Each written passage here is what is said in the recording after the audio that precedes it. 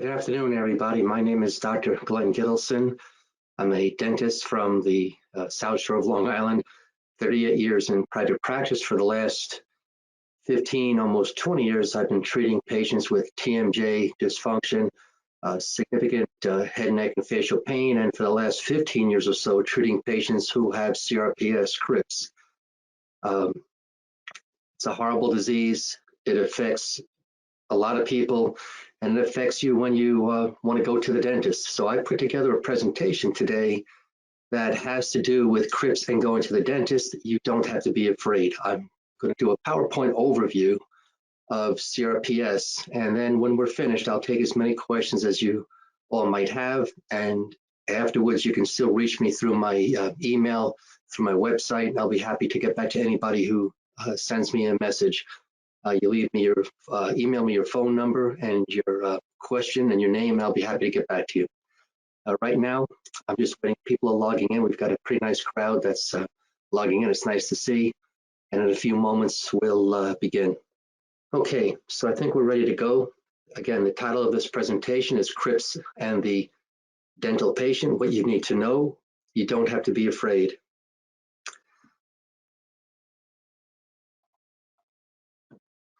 To begin this presentation, I want to give you a quote from a very famous medical doctor, Sir William Osler. He lived well over 150 years ago, and he was credited via his teachings and his textbooks with bringing medicine from the classroom truly to the bedside. And as such, he had many quotes that were attributed to him that were quite significant. And there's one I found that I think really applies to the diagnosis and treatment of patients with CRPS. And it goes like this: doctors, listen to your patients. They are telling you their diagnosis. That's just critical when it comes to diagnosing and treating CRPS patients, because the diagnosis is in the history and in the presentation. So I always have this quote in my mind's eye when patients come in where I suspect CRPS. All right, CRPS, what is it? Stands for Complex Regional Pain Syndrome. Historically, it had other names: RSD, reflex sympathetic dystrophy. It had pulsalgia. If you go back far enough, there's different names throughout the last number of years, going way back, even all the way to the Civil War. So it stands for Complex Regional Pain Syndrome, and in essence, this is a disease of the sympathetic branch of the autonomic nervous system. Autonomic means self-regulating. We have no control over the sympathetic functioning in your body. There are two parts: the sympathetic part and the parasympathetic part. They function in opposites, in a nutshell. And when you get this disease called CRPS, you're basically getting a disease of the sympathetic branch of the autonomic nervous system, but it does not become hyper. Sometimes it feels like that, but it's actually becoming dysfunctional.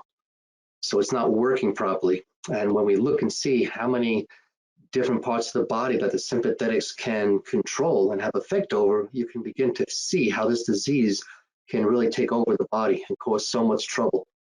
And let me tell you, nobody is spared from this disease. This disease can affect children, adolescents, and adults. It has no favorites. All right, to understand how CRPS can affect the body, I just put up this very basic chart to show you the difference between how the sympathetics regulate the body versus the parasympathetics. And you might have heard this type of an expression: the sympathetics have to do with the fight and flight response versus the parasympathetics, which is the rest and digest. So it's the sympathetics that get you all sort of lit up. So it's like if somebody snuck up behind you and frightens you, and goes boom. Your eyes open up wide, you take in a lot of air, your muscles tense up, your mouth can get dry. The body is being prepared to do battle, to either fight or flee. Now, with that said, the sympathetic nervous system essentially has three main functions. Number one is regulation of blood pressure, pulse, and respiration. Number two is regulation of body temperature. And number three is the regulation of the immune system and all glandular activity. So the easiest way to appreciate this is that the sympathetic nerves, in essence, are what are called hitchhikers. They don't travel around your body by themselves. They travel attached to arteries, and that's where they can have their effect. You see, so they're hitchhiker type nerves. So if you think in terms of, well, what parts of the body can get affected by CRPS, think of it this way: any part of the body that gets a blood supply, which is all parts of the body, then gets a sympathetic supply, and therefore any part of your body can be affected by CRPS. This is a full body event when it gets out of control. The good part of the sympathetics is that the goal is to create this internal balance in the body, to keep the body healthy, to keep the body functioning. However, when the sympathetic system becomes damaged and dysfunctional, all kinds of horrible problems that a lot of you who have CRPS are more than aware of. So the complex signs and symptoms of CRPS make more sense if you can appreciate the fact that all organs get a sympathetic supply, and therefore any part of the body can be affected. So I thought to help everybody understand the difference in the type of nerve innervation that the body has, we have to separate out the type of nerves that we have. So we have what are called the dermatomes, or sensory pattern innervation. And that's basically when you start with your cervical spine to T for thoracic, L for lumbar. When you go down your body from head to toe, you have nerves that come out of your spinal cord.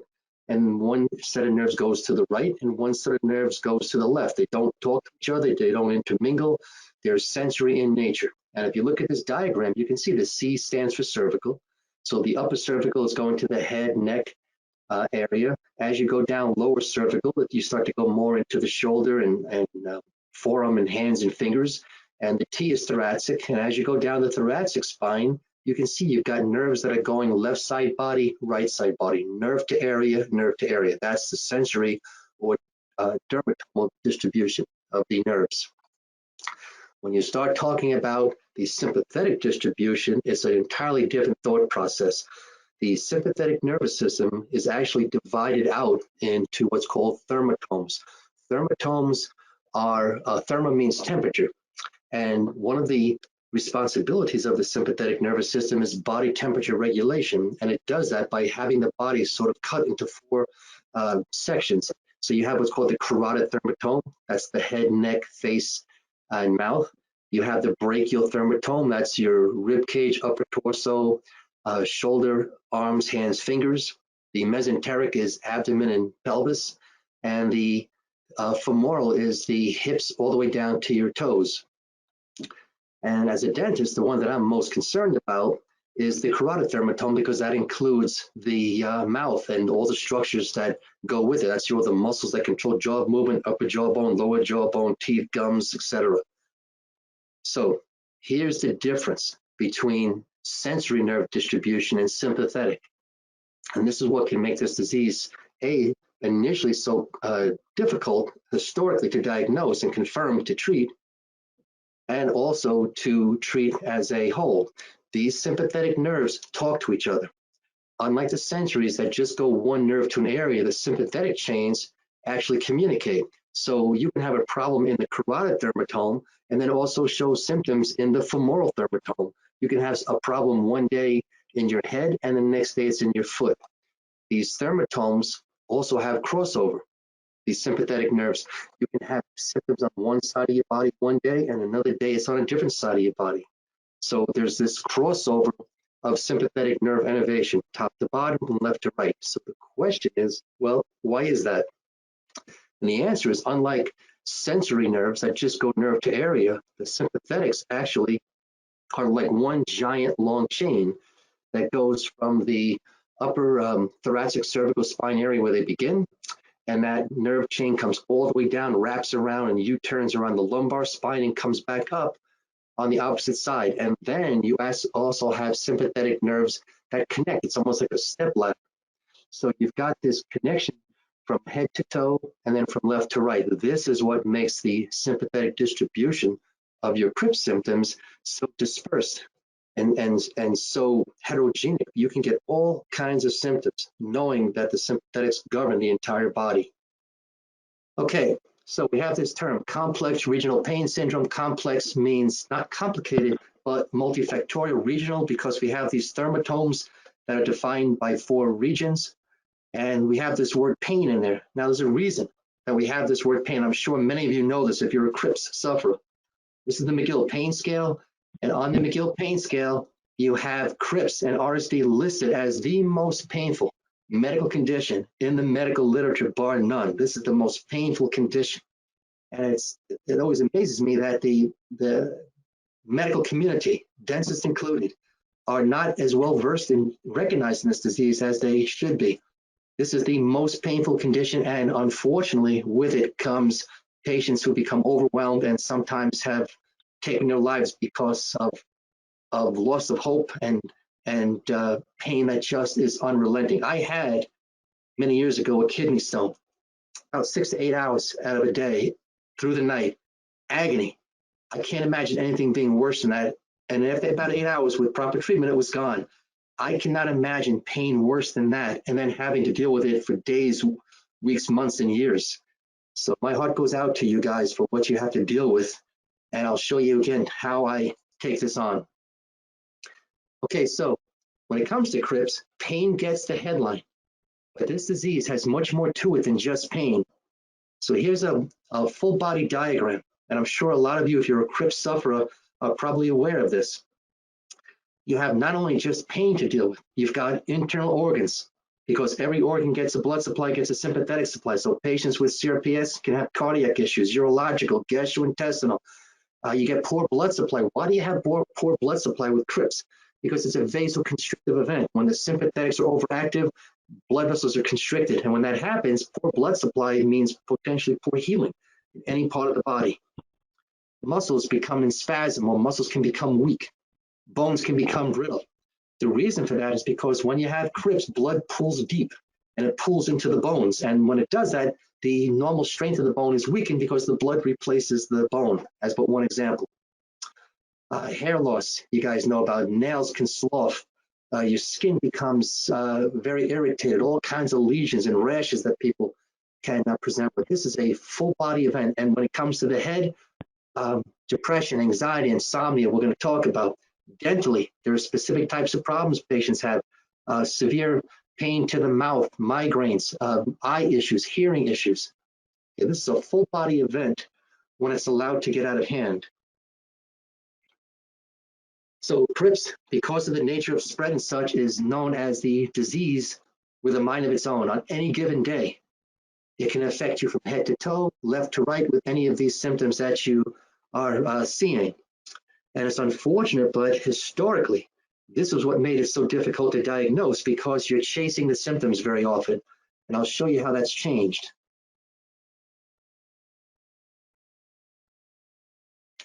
Okay, some people will tell you that CRPS only occurs in the extremities, that it's only in the hands and the feet. I've had patients come in, told me that's what their doctors told them, because you guys do your homework. You know, you're researching and you're looking for answers when you have this type of an illness. This is an article from Schwartzman, one of the giants in CRPS research. This was published in 2012. He just passed away recently. Systemic complications of complex regional pain syndrome.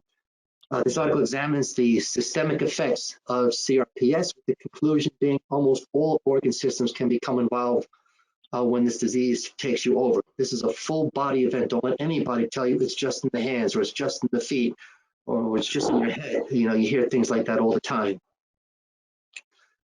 Some people come in and tell me, my doctor said that CRPS doesn't spread. Well, we know that's not true. We have a sympathetic nervous system that's like one big, giant, long strand that goes around, wraps around itself over the spinal cord, left and right, top to bottom. We know there are thermotomal distribution, and we know this can spread because that's the nature of the anatomy. Okay, and published by Hushman, another giant in the field of CRPS diagnosis and publication and stuff. He just passed away a few years ago. Eric Phillips, his research assistant, some of you may know, I count him as a friend. But the spread of CRPS from Hushman, this is from almost 30 years ago, was recognized since 1976. So don't let anybody ever tell you that CRPS cannot spread, that it only occurs at site of injury, or it's only in the hands and things like that. That's just not true. Okay, well, how do you diagnose CRPS then? Historically, I've said it was deemed a moving diagnosis. It was like a target you had to chase, because they had thermography and they had x-rays and things, and every time you would think you have a grip on something, the symptoms can change.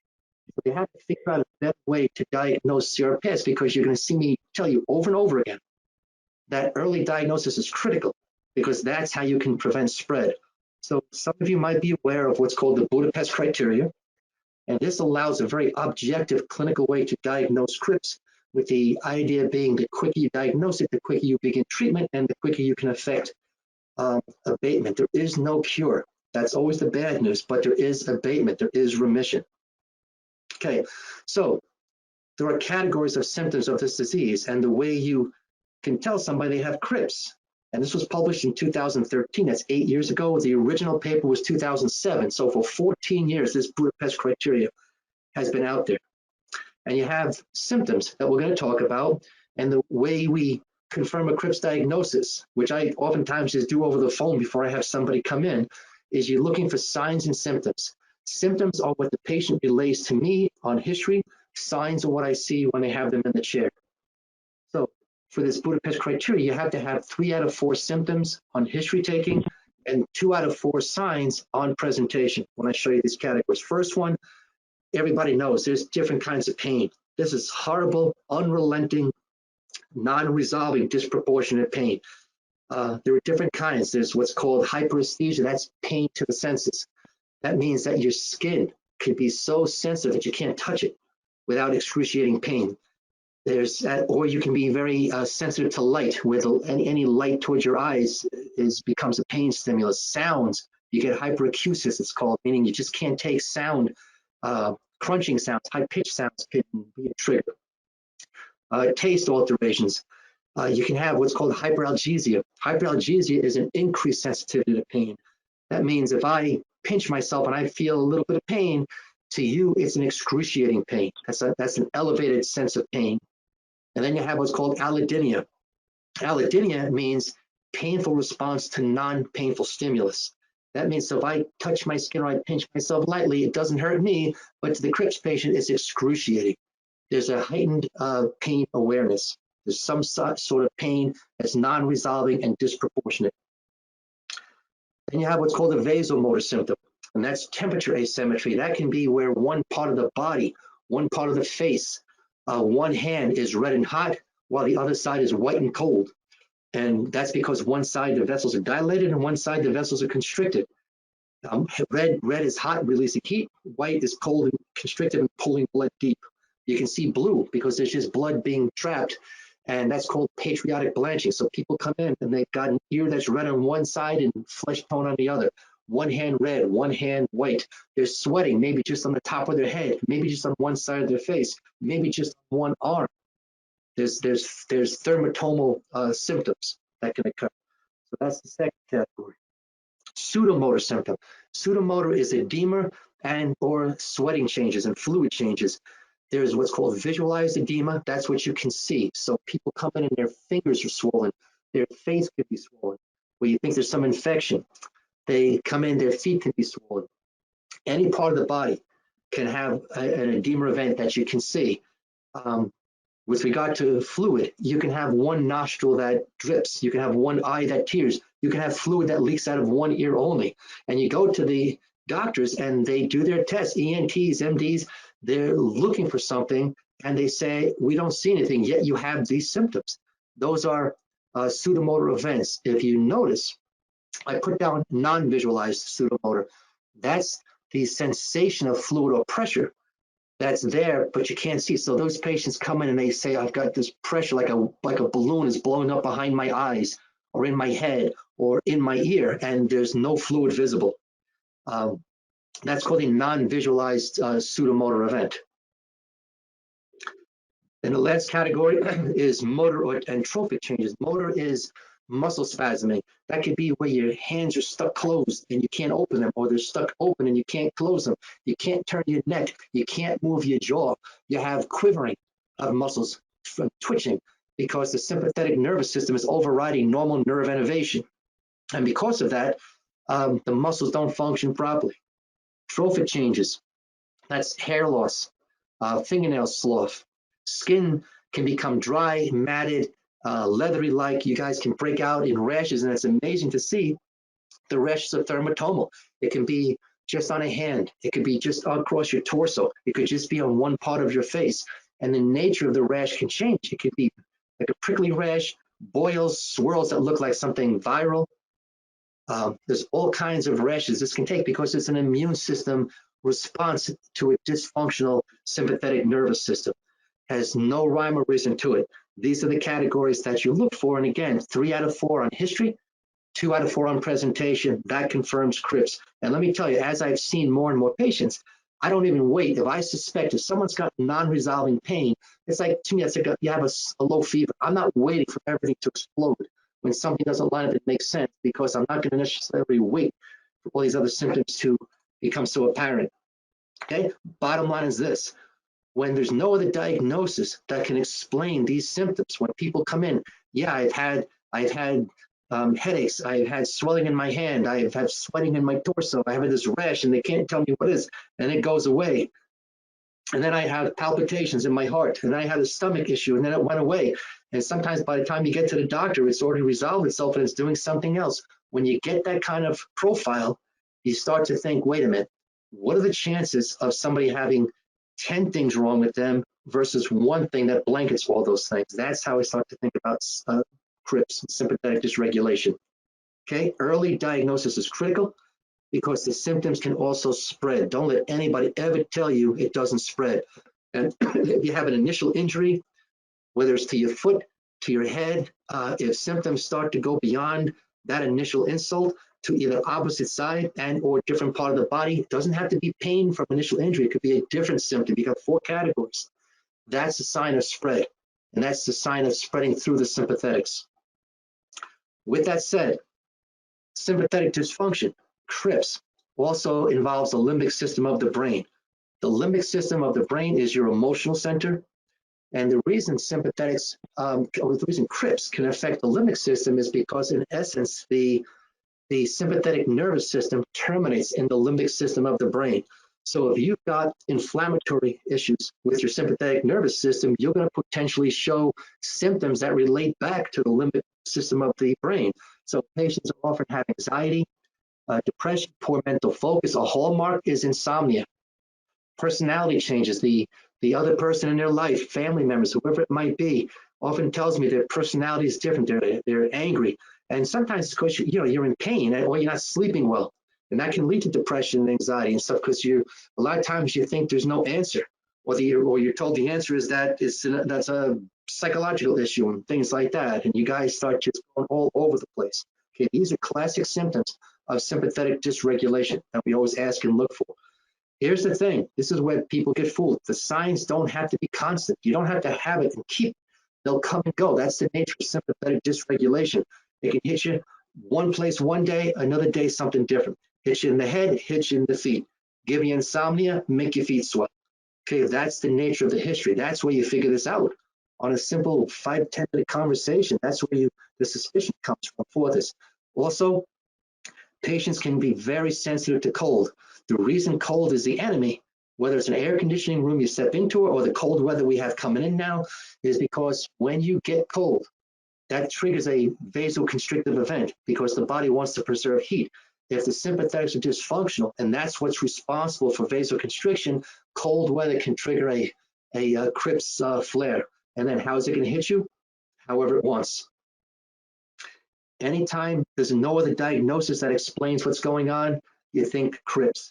Okay, early diagnosis is critical because symptoms can spread. The earlier you get on this and the earlier you start to treat it, the better the chance you have to contain it and stop it from getting worse. Okay, people say, well, what causes this? Usually there's going to be some noxious event, some trauma. Trauma does not have to be you were in a car accident or that you fell. Oftentimes patients say, yeah, my CRPS hit me when I fell and injured my ankle, injured my knee, my hip, I hit my head, I broke my arm, some traumatic event. That's true.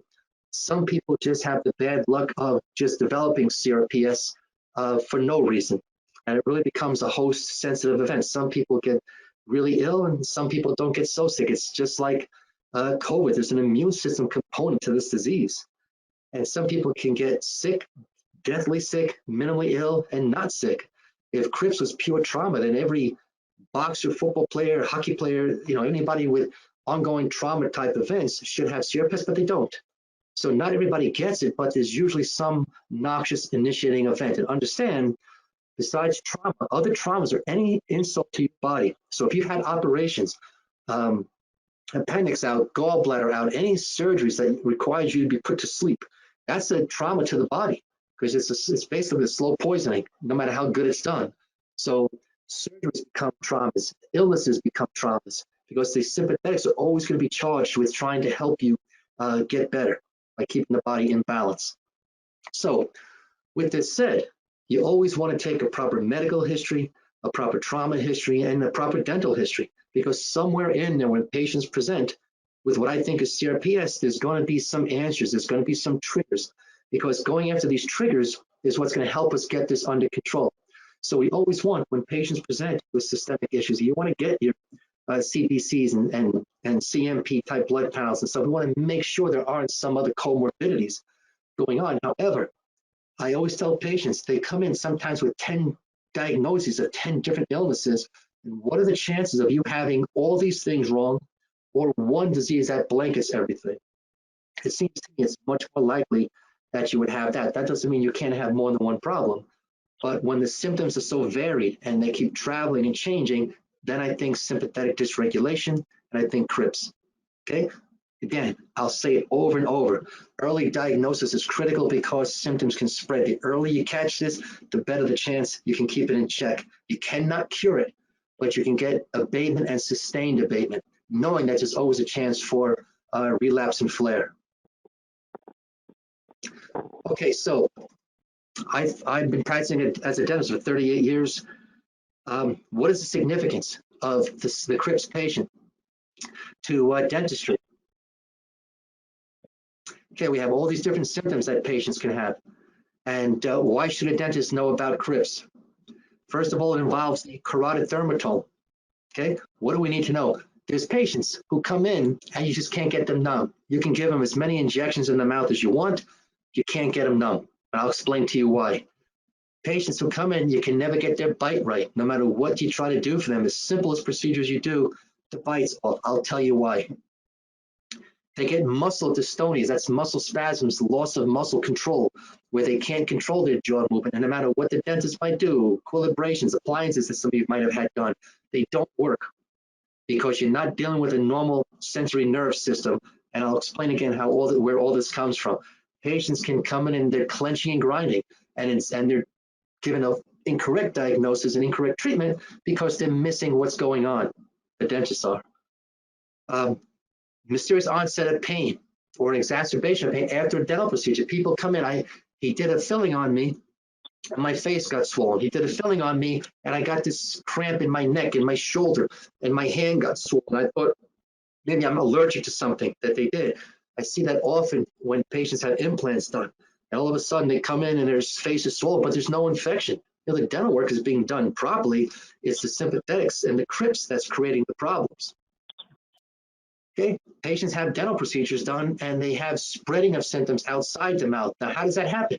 Because we know the sympathetics are connected and you can go from thermatome to thermatome and you can go from a pain procedure to a spasm, from a pain procedure to thermal dysregulation. You can go from pain to swelling someplace else. Anything is possible with CRPS. There's no stone that I leave unturned because even when the patient doesn't think it's significant, I'm always applying to say, do you ever have this happen or any of this happen? It doesn't matter when. It doesn't matter if it was yesterday or a year ago. It's always significant to a diagnosis because this disease is waiting in the wings to do something to you when it's ready to go. Patients get dental work done and now they have new pain in the mouth and then they can't figure it out. But there's a reason for it. Extreme thermal sensitivity that can't be figured out. The teeth can change color. When teeth change color, that's a blood supply issue. Remember, CRPS is a blood flow issue. The sympathetics exert their influence by vasoconstriction.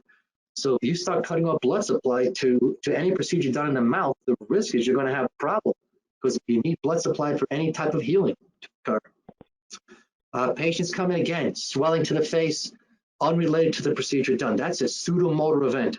That's a fluid event. There could be infection, so you always want to check, but the chances of a routine hygiene appointment or a basic dental filling causing the face to swell is not likely but yet this panic occurs and things. Unilateral change in skin color. Here comes your vasomotor symptoms. Again, patients can have work done in their mouth, a simple procedure that should be nothing, and all of a sudden their face turns blue. It could be in the chair, it could be that night, it could be the next day.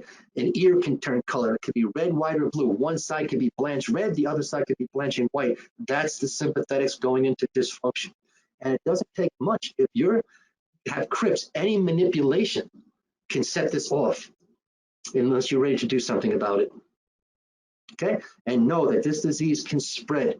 It's not a matter of work being done right or wrong or good or bad. The work is being done. It's that the sympathetic dysregulation is what's being missed.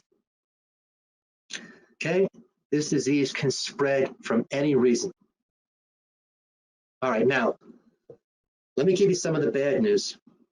What happens if you perform a dental procedure on an active in-flare CRPS patient? What happens if you go to a dentist to have some work done and you're in flare, but maybe your flare is your foot and your leg? I have CRPS, my foot's all swollen and it's killing me. Okay, well, you're in the dental chair. Okay, your dysfunctional sympathetic nervous system of a CRPS patient is basically unplugging the normal fifth cranial nerve sensory innervation to the upper and lower jaws, the gum tissue, and all the teeth and all the muscles that we normally deal with every day. That's the fifth cranial nerve. It's called the trigeminal nerve. When you've got CRPS, it's like you're unplugging that sensory nerve and plugging in the dysfunctional sympathetic nerves. And all of a sudden, nothing makes sense, and you can have all kinds of problems. So what happens with the CRPS? Trauma from procedure can make your symptoms worse or cause them to spread. What's trauma? If you have an extraction done, if you have a deep cleaning, anything that the body has to react to. An injection, as soon as you get an injection, a little pin, it doesn't matter how gentle they are with the injection, it's still an invasion. The body still responds. You're putting a chemical in, and the body's going to respond. And if you're in flare in some part of your body, the risk is the flare can get worse and or that flare could spread. You can start doing routine dental work of simple filling that dentists are trained to do from day one.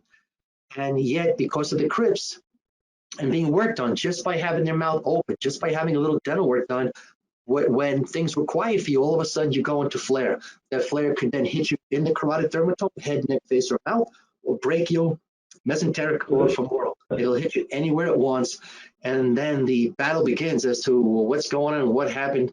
And normally the dentist is going to say, hey, I just did a filling. I didn't make your hand go into spasm and such. Well, if you understand CRPS, it can. That can happen. I've seen it. Untreated CRPS can spread to any part of the body. That's the most important thing here. It's so critical. If you've got CRPS and you're going for dental work, I'm going to show you how it can be handled. It's not complicated, and I try to teach anybody, any doctors who will listen and want to learn. This is terrible for you guys. I hear this all the time from CRPS patients, whether it's from parents, spouses, friends. You know, a lot of times you get poo-pooed. You've been to the dentist, you've been to any doctor, had some procedure done in a dentist chair, basic hygiene, and all of a sudden you're in agony, and that pain might not be in your mouth. You can have spasms across the brachial dermatome where your rib cage feels like it's being ratcheted because you're getting spasms in the intercostal brachial nerves from having routine dental work done. And you're looking for help, and what do I do? And people, when you hear it often enough, a lot of times people start to walk away. They don't want to hear it, and it's horrible how CRPS sufferers suffer. It's just remarkable to me when there isn't an answer. Litigation goes up because patients, you're looking for answers, and unfortunately, sometimes the last guy who was the last one to work on somebody, he gets blamed for whatever happens until they get some answers. So litigation can go up. Okay, occlusal complications. Occlusal complications, that means bite issues. That means the mainstay of any dental procedure is to make sure your teeth meet each other properly. Okay, so patients with CRPS, do you feel like the bite's not stable? They can't get their teeth together properly. The reason for that is nothing to do with your teeth. It's everything to do with the muscles that control jaw movement. When you're active CRPS, no matter where your initial injury might be, if the sympathetic override is occurring to the muscles that control jaw movement, you'll never get your teeth together properly. You can't. because the normal fifth cranial nerve innervation has been taken away. And until you get this under control, there's nothing you're going to do that's ever going to be right. So doctors can't get your bite correct. They can't get you comfortable. And the bite will keep changing. And the risk is if they miss it, they just start to grind the bite and grind the bite. Some of you might have had that. Grind the bite, and all of a sudden the teeth start to get worn down. Just from a dentist trying to correct something that's not correctable with what he's doing. This expression, long centric, a lot of times when you have CRPS, it's a spasm in what's called the inferior pterygoid muscle, and that's the muscle that helps you close your jaw. If that's in a sympathetic spasm, you tend to close with your jaw forward. So you start bunking in lower jaw into top teeth, lower teeth into top teeth. And when that happens, the impulse is to start to relieve the bite on the front teeth. But the more you do it, the more you bite forward because the muscle pull is still there, and it's a sympathetic override. It's got nothing to do with what's happening in your mouth. It's affecting it that way, but that's not where it's coming from. And unfortunately, pain can ramp up. So all of a sudden, a routine dental procedure, a hygiene procedure, all of a sudden the teeth are killing me, throbbing pain, gums can swell up. You can have people come into me and their gums are just red and swollen on fire. Yet the hygiene is pretty good. And it's nothing to do with what you're doing in your mouth. It's everything to do with complications from the CRPS. So unfortunately, there's a redirection of primary care of the dentist to trying to figure out where the pain's coming from. Now, here's the bad part again, empirical management. The part of the dentist, they're going to say, well, geez, I've been in practice for 20 years. When I've seen this, when this kind of thing happens, it could be a crack in the tooth. We can't see it, so let's just do a root canal. Now, there's nothing wrong with doing a root canal when it's indicated, okay? And I have patients come in and they're told, don't do a root canal. I was told root canals cause CRPS. That's not true, okay? CRPS causes the problems with what's happening in the mouth, not the procedures being done, okay? But when things are mismanaged and not recognized properly, you can end up getting a root canal done that maybe you didn't need, and or extractions because they just can't figure out why this tooth is killing you, and the tooth is extracted. You know what happens? Pain goes to the next tooth, or it jumps to the other side of the mouth. I've had all those kinds of things come in. Patients get frustrated, doctors get frustrated, then you start looking for treatment elsewhere, and that's not terrible to get another opinion, but they oftentimes want to blame the last guy who did the last procedure. Okay, so what we're talking about here is what's called a cyto event. In a nutshell, cyto means sympathetic induced dystonic occlusion. What that means, again, is that the sympathetic nervous system that's dysfunctional has unplugged the normal fifth cranial nerve innervation that controls the jaws and the gums and the muscles and the nerves to the teeth. It's been unplugged, and these sympathetics are plugged in. Those sympathetics are dysfunctional, and these are some of the things that can happen to you while you're in the chair. So with that said, when you're in active flare with CRPS, there are things you just don't want to do. I've had patients come in on emergency that had real dental emergencies where teeth were abscessed and or had to come out. I'll show you what we do, because sometimes you do have to get in there and treat, but you just don't want to risk a worsening of this condition if you don't have to. Okay, so if you have CRPS, how many of you have ever been to the dentist and they just go to give you a nice simple injection? They can have good technique. One of the easiest areas to give a dental injection is to the upper bicuspid area. It's very easy to inject, but to you guys, here comes that hyperalgesia. That means a little pinprick of the needle is this agonizing pain. That's hyperesthesia. That's a sign of CRPS. Your normal dental injections, so a trigeminal anesthetic, that's any injection in the mouth. So the little infiltration over a tooth, you do a simple little restoration. You feel like you're numb, but you're not. Mandibular blocks that numb the lower jaw. You feel like you're numb. The nerve is numb, but you touch the tooth and you're jumping out of the chair. Again, this is because the sympathetic override is taking the trigeminal nerve out of this equation. Patients complain they can't get numb. There's a reason for that. It's because the sympathetic nerves are overriding normal sensory innervation. There's a way to deal with this. I'm going to show you. It's not complicated for the dentist to know what to do. Mouth opening is difficult, if not intolerable. That's because the muscles that control jaw movement are governed by the sympathetics, and you get these spasms very quickly.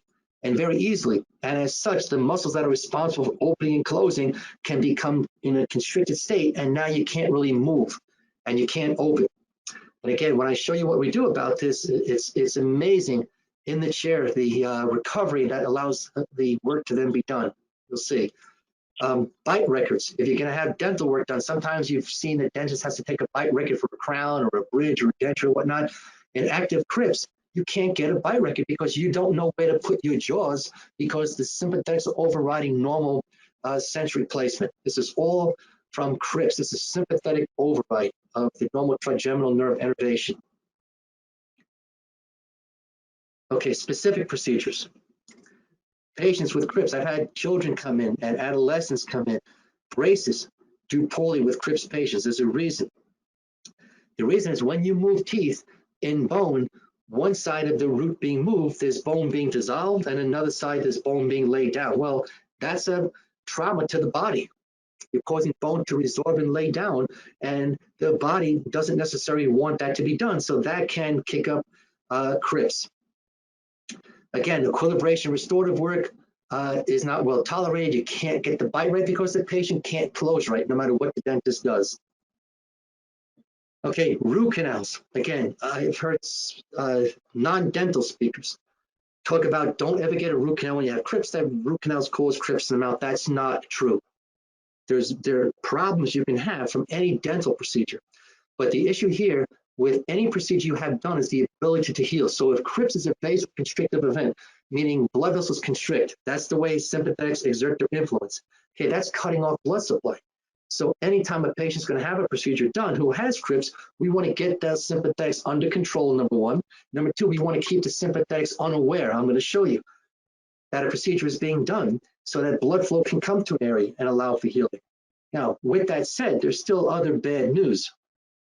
You have a procedure done, the nature of sympathetic spread, it can go to different teeth. Patients come in, I had CRPS, they thought it was this tooth, they did root canal, retreat root canal, they did apico, nothing worked, they got an infection, they took out the tooth, they thought that was the end of it, and now the next tooth is killing me.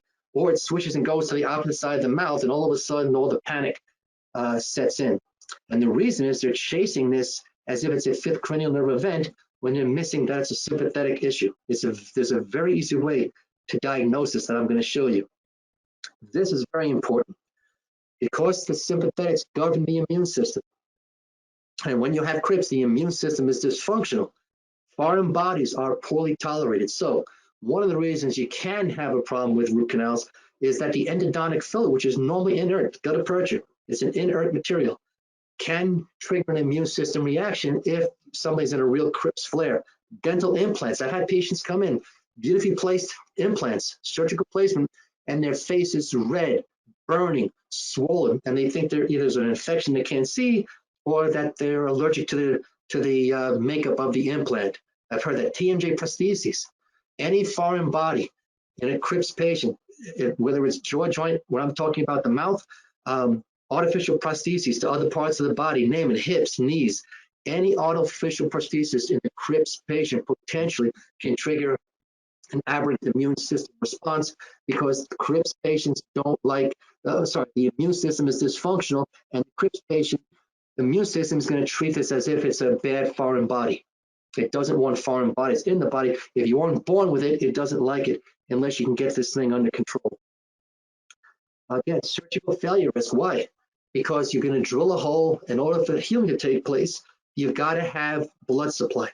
And if someone's got active CRPS, or even if they're in remission, the procedure can kick up the sympathetic dysregulation. And if you don't get good blood supply to an area, you're not going to get good healing. That sets you up for infections and or poor healing, more bone loss, all kinds of problems. You won't get good integration of an implant around an extraction site, dry sockets, post-op infections, gum tissue doesn't heal, name it, when there's an active CRPS patient or the potential for active CRPS patient. Okay, so these things all have to do with blood supply and or immune system dysregulation. That's one of the essence of CRPS. CRPS is a blood supply issue, an immune system issue when it comes to dental procedures being done. Okay, again, anything that happens, no matter what procedure you do, a simple hygiene, the easiest thing in the world to do, can become a trigger for the CRPS patient if they're ready to go.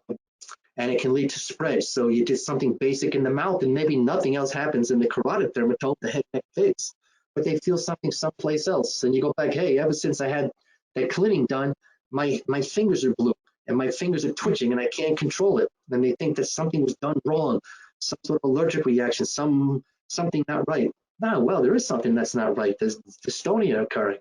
So, I mean, for me, I try to educate my patients as much as I can because I'm always worried about relapse and flares, no matter what they're doing, that if something starts, no matter what part of the body it is, I want to come in and do the things that I can do, that if it helps them previous. Okay, so what can a dentist do? What can I do to diagnose and treat the CRPS patient? First of all, you want to know how to recognize and diagnose CRPS. That's the Budapest criteria. I always have that in my mind's eye. If somebody comes in and said, I've had teeth worked on, and root canals, they didn't work, and they extract the teeth, and I still have this pain in my mouth. And I said, okay, do you ever get any tightness in your neck? Sometimes. Do you ever get any swelling in your fingers? Do you ever wake up stiff in the morning? How many of you guys wake up stiff in the morning where you can hardly move? There's a reason for that. The CRPS patients wake up and you're like a board in the morning. That's because when you're asleep and you don't move, the sympathetics are going to dominate and say, wait a minute, you don't need blood supply to your hands, legs, and feet because you're sleeping and not moving. So blood supply comes back, and here comes the spasming and the freezing of those muscles and such. And a lot of times you wake up in the morning, and that's when you'll start to move around a little bit and move your fingers and wiggle your toes, and all of a sudden things start to move again. There's a reason you feel that stiff. It's sympathetics dominated during the nighttime. Okay, so what do I do to diagnose and treat these CRPS patients besides knowing about the Budapest criteria? I look for mechanical triggers. Okay, I'm looking for triggers that are keeping these CRPS patients lit up. To me, there's always going to be some mechanical, and at the end, I'll tell you about a chemical trigger. There's always something that if it hasn't been addressed yet, that if you do, a lot of times you can calm these systems down. Okay, why do we look for these triggers? Because in a nutshell, you've got sensory pain that goes into the brain. You've got the brain kicking out a sympathetic response. If you have CRPS or you're heading into some sort of sympathetic dysregulation, you'll get an aberrant sympathetic response. You get some sort of vasoconstriction and spasm. You get new pain that can then go into the brain, and all of a sudden, you're in this windup for CRPS. It's like a nuclear reaction. It just keeps sustaining itself. It just keeps itself going. So I'm looking as a dentist, there's a couple of things that I'm looking for to see if you have these things. Are they keeping you lit up? And if they are, we're going to deal with them. We're going to do something about it. You might not. You might just have CRPS, and then depending on what part of your body's involved, there are ways that I can try to reach it with the things that I'm going to show you. But as a rule, I'm looking for two things that a patient might have that might be keeping their CRPS lit up. So for me, beyond a pure dental exam, because sometimes a rose is a rose. Patients come in with facial pain and all kinds of diagnoses, and sometimes there is a pure dental issue that's causing their problem. But beyond that, every patient I see gets an MRI of their TMJs and of their cervical spine. Let me show you why. Why is it necessary to image the TMJs and the cervical spine? This is from the work of Hushman. Again, this is one of the giants in the area of CRPS research, and as a teacher and practitioner, he was a dual degree psychiatrist and neurologist that published one of the most famous books on CRPS, and not to mention all of his articles and such. So from his book, this is direct quotes: cervical spine pathology causes sympathetic dysfunction, meaning CRPS. Maybe some of you might be familiar with this term, Barry Lew. Barry Lew, those were two neurologists who lived over 100 years ago, who basically, independent of each other, described sympathetic dysregulation.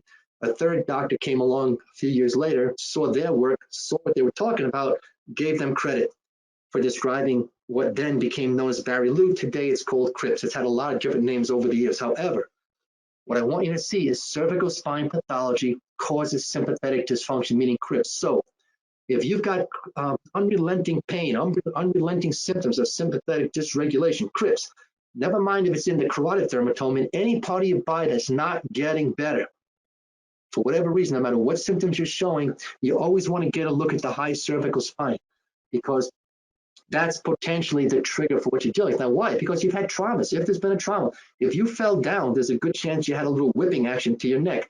If you've had operations that require general anesthesia, your neck is hyperextended. in order to get the breathing tube in there, things like that. And, you know, depending on how many operations you've had and traumas, athletic related events.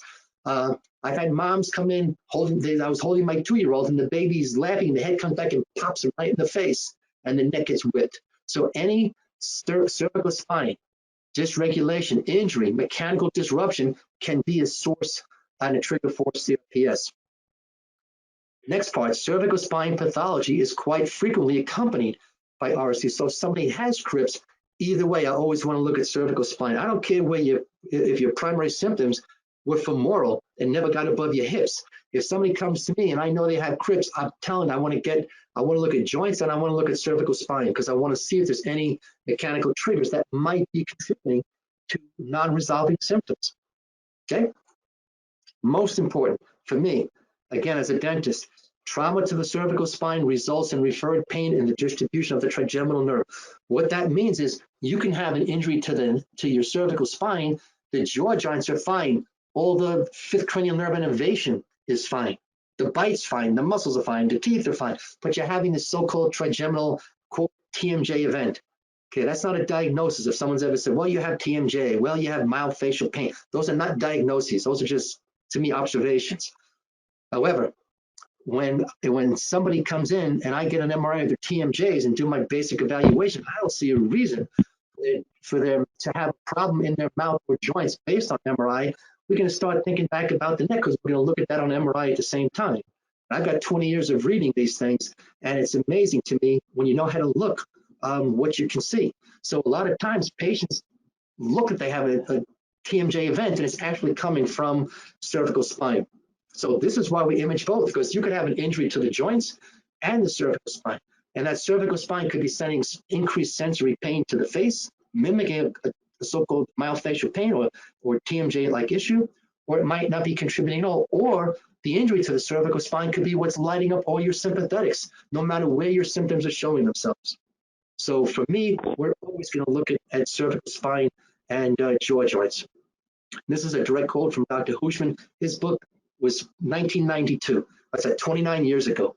Okay, it's been out there a long time. Unfortunately, the role of cervical spine pathology in RSD, meaning CRPS, has been recognized by few clinicians.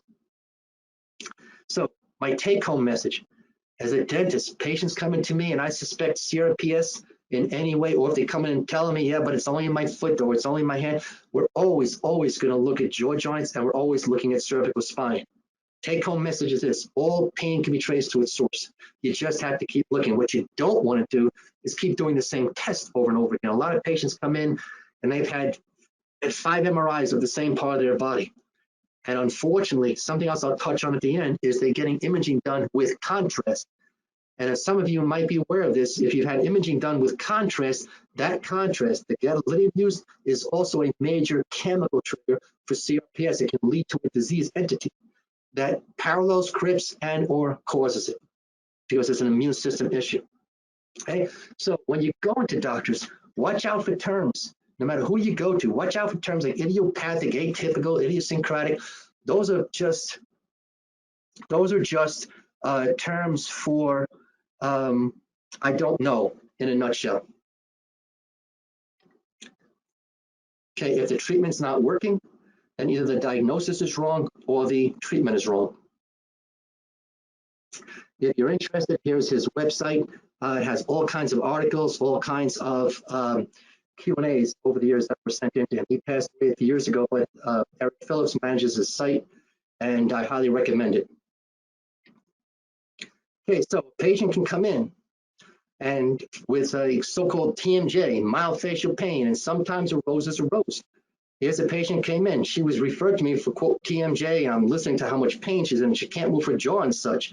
And she has this abscess in her mouth that was causing all of her problems, routine basic x-ray. She had the root canal done, and that was the end of her pain. So sometimes a rose is a rose, and it's a dental issue. So you got to always maintain your dental approach first.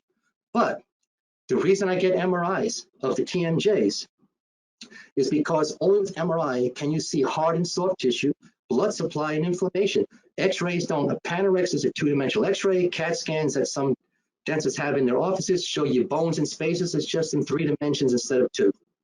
The only way you're going to truly analyze a jaw joint is if you do it with MRI. You need a protocol, and it has to be properly read. The other thing that has to be looked at is the cervical spine. The cervical spine, again, as I told you, is a potential trigger for fifth cranial nerve type pain to the face when it's coming from the neck, and also as a trigger for CRPS.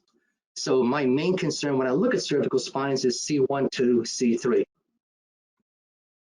Okay, and again, cervical spine pathology, this could be a trigger for CRPS. It doesn't matter where you're feeling it or where it's staying lit up, but this could be a trigger, and this has to be addressed. Cervical spine pathology is accompanied by CRPS. If you see CRPS, look at the neck, because it might be something that needs to be taken care of. And then again, I get MRI TMJ and cervical spine because I got to see, is there a joint issue contributing, working with cervical spine injury, or is it all coming from cervical spine sensory and or cervical spine sympathetic? Okay, so part of my diagnostics is I have these forms that patients fill out. And this is actual patient form. It's interesting is when they fill out these forms for muscle, numbness, body pain, skin alterations, swelling and such, look at the thermotonal distribution of the patient's symptoms. It's amazing. When I show them this thermotonal diagram, it almost diagnoses itself, because these are basically your Budapest criteria symptoms that you're seeing here. So this is something they fill out before they come in, and then we go over all this at consult. I have a CRPS screening form that patients fill out. This is basically a written form of the Budapest criteria. So you can see we have different types of pain. Category 1, vasomotor symptoms. Category 2, pseudomotor 3, and then motor dysfunction is 4. Symptoms are what they relate to me on history, and signs are what they present within the chair. 3 out of 4 categories, symptoms, 2 out of 4 on signs in the chair. That's CRPS. Okay, so we have to identify and eliminate mechanical triggers, and the approach must be multifactorial and simultaneous. So my mainstay of what I do for my patients when they come into me, especially when there's symptoms to the carotid dermatome, is I do these peripheral sympathetic nerve blocks. Now, some of you might have had nerve blocks done now with epidurals or paravertebrals. That's around and into the spinal cord area and right around it. That's not what these are. To understand these blocks, think in terms of your spinal cord as the trunk of a tree, and that you have a branch that comes off the trunk to a branch, to a branch, to a branch that gets further and further away. These blocks that I do are way away from the spinal cord. They're subcutaneous, that means under the skin and over the nerve. And as such, they're minimal to no risk to be done. And yet their effect is very profound, and I'll show you why. There are 3 main nerve blocks that I do: greater auricular, lesser occipital, and what's called the transverse cervical.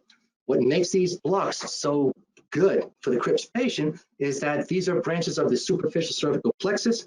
These are what are called ventral nerves. They're gray rami, they're non-myelinated nerves.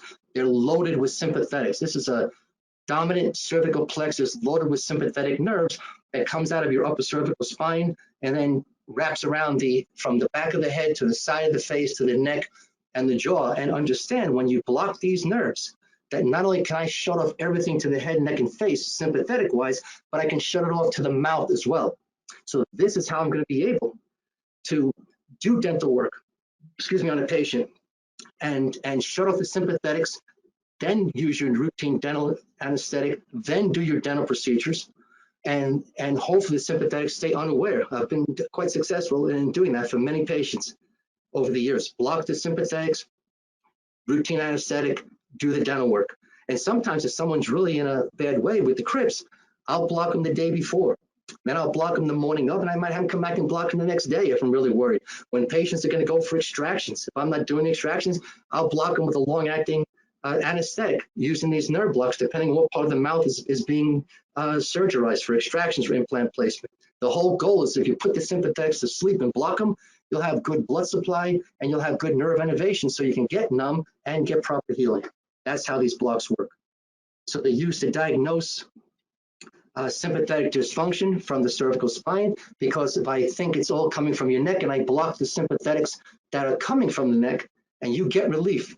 If your jaw feels looser, if the pain in the mouth goes away, if the side head pain goes away, if the sinus pain goes away, if the pressure in your ear goes away, it tells us it's coming from the cervical spine and it's sympathetic in origin. Again, prior to dental procedures, I can block and or prevent sympathetic feedback. I can also use it to treat acute post-op pain that's not responding to normal pain management procedures. Patients come in and they've had dental work done and they're starting to get into a flare. I don't have to numb the mouth, even though that's where the pain could be coming from, or at least that's the site. And I'll block the sympathetics in the neck and the pain in the mouth goes away. Do that routinely. And if someone is really potentially in a flare or might go into a flare, I don't even wait. We just block them day before, day of, next day, even next day if we have to. These blocks are peripheral, so I can repeat them.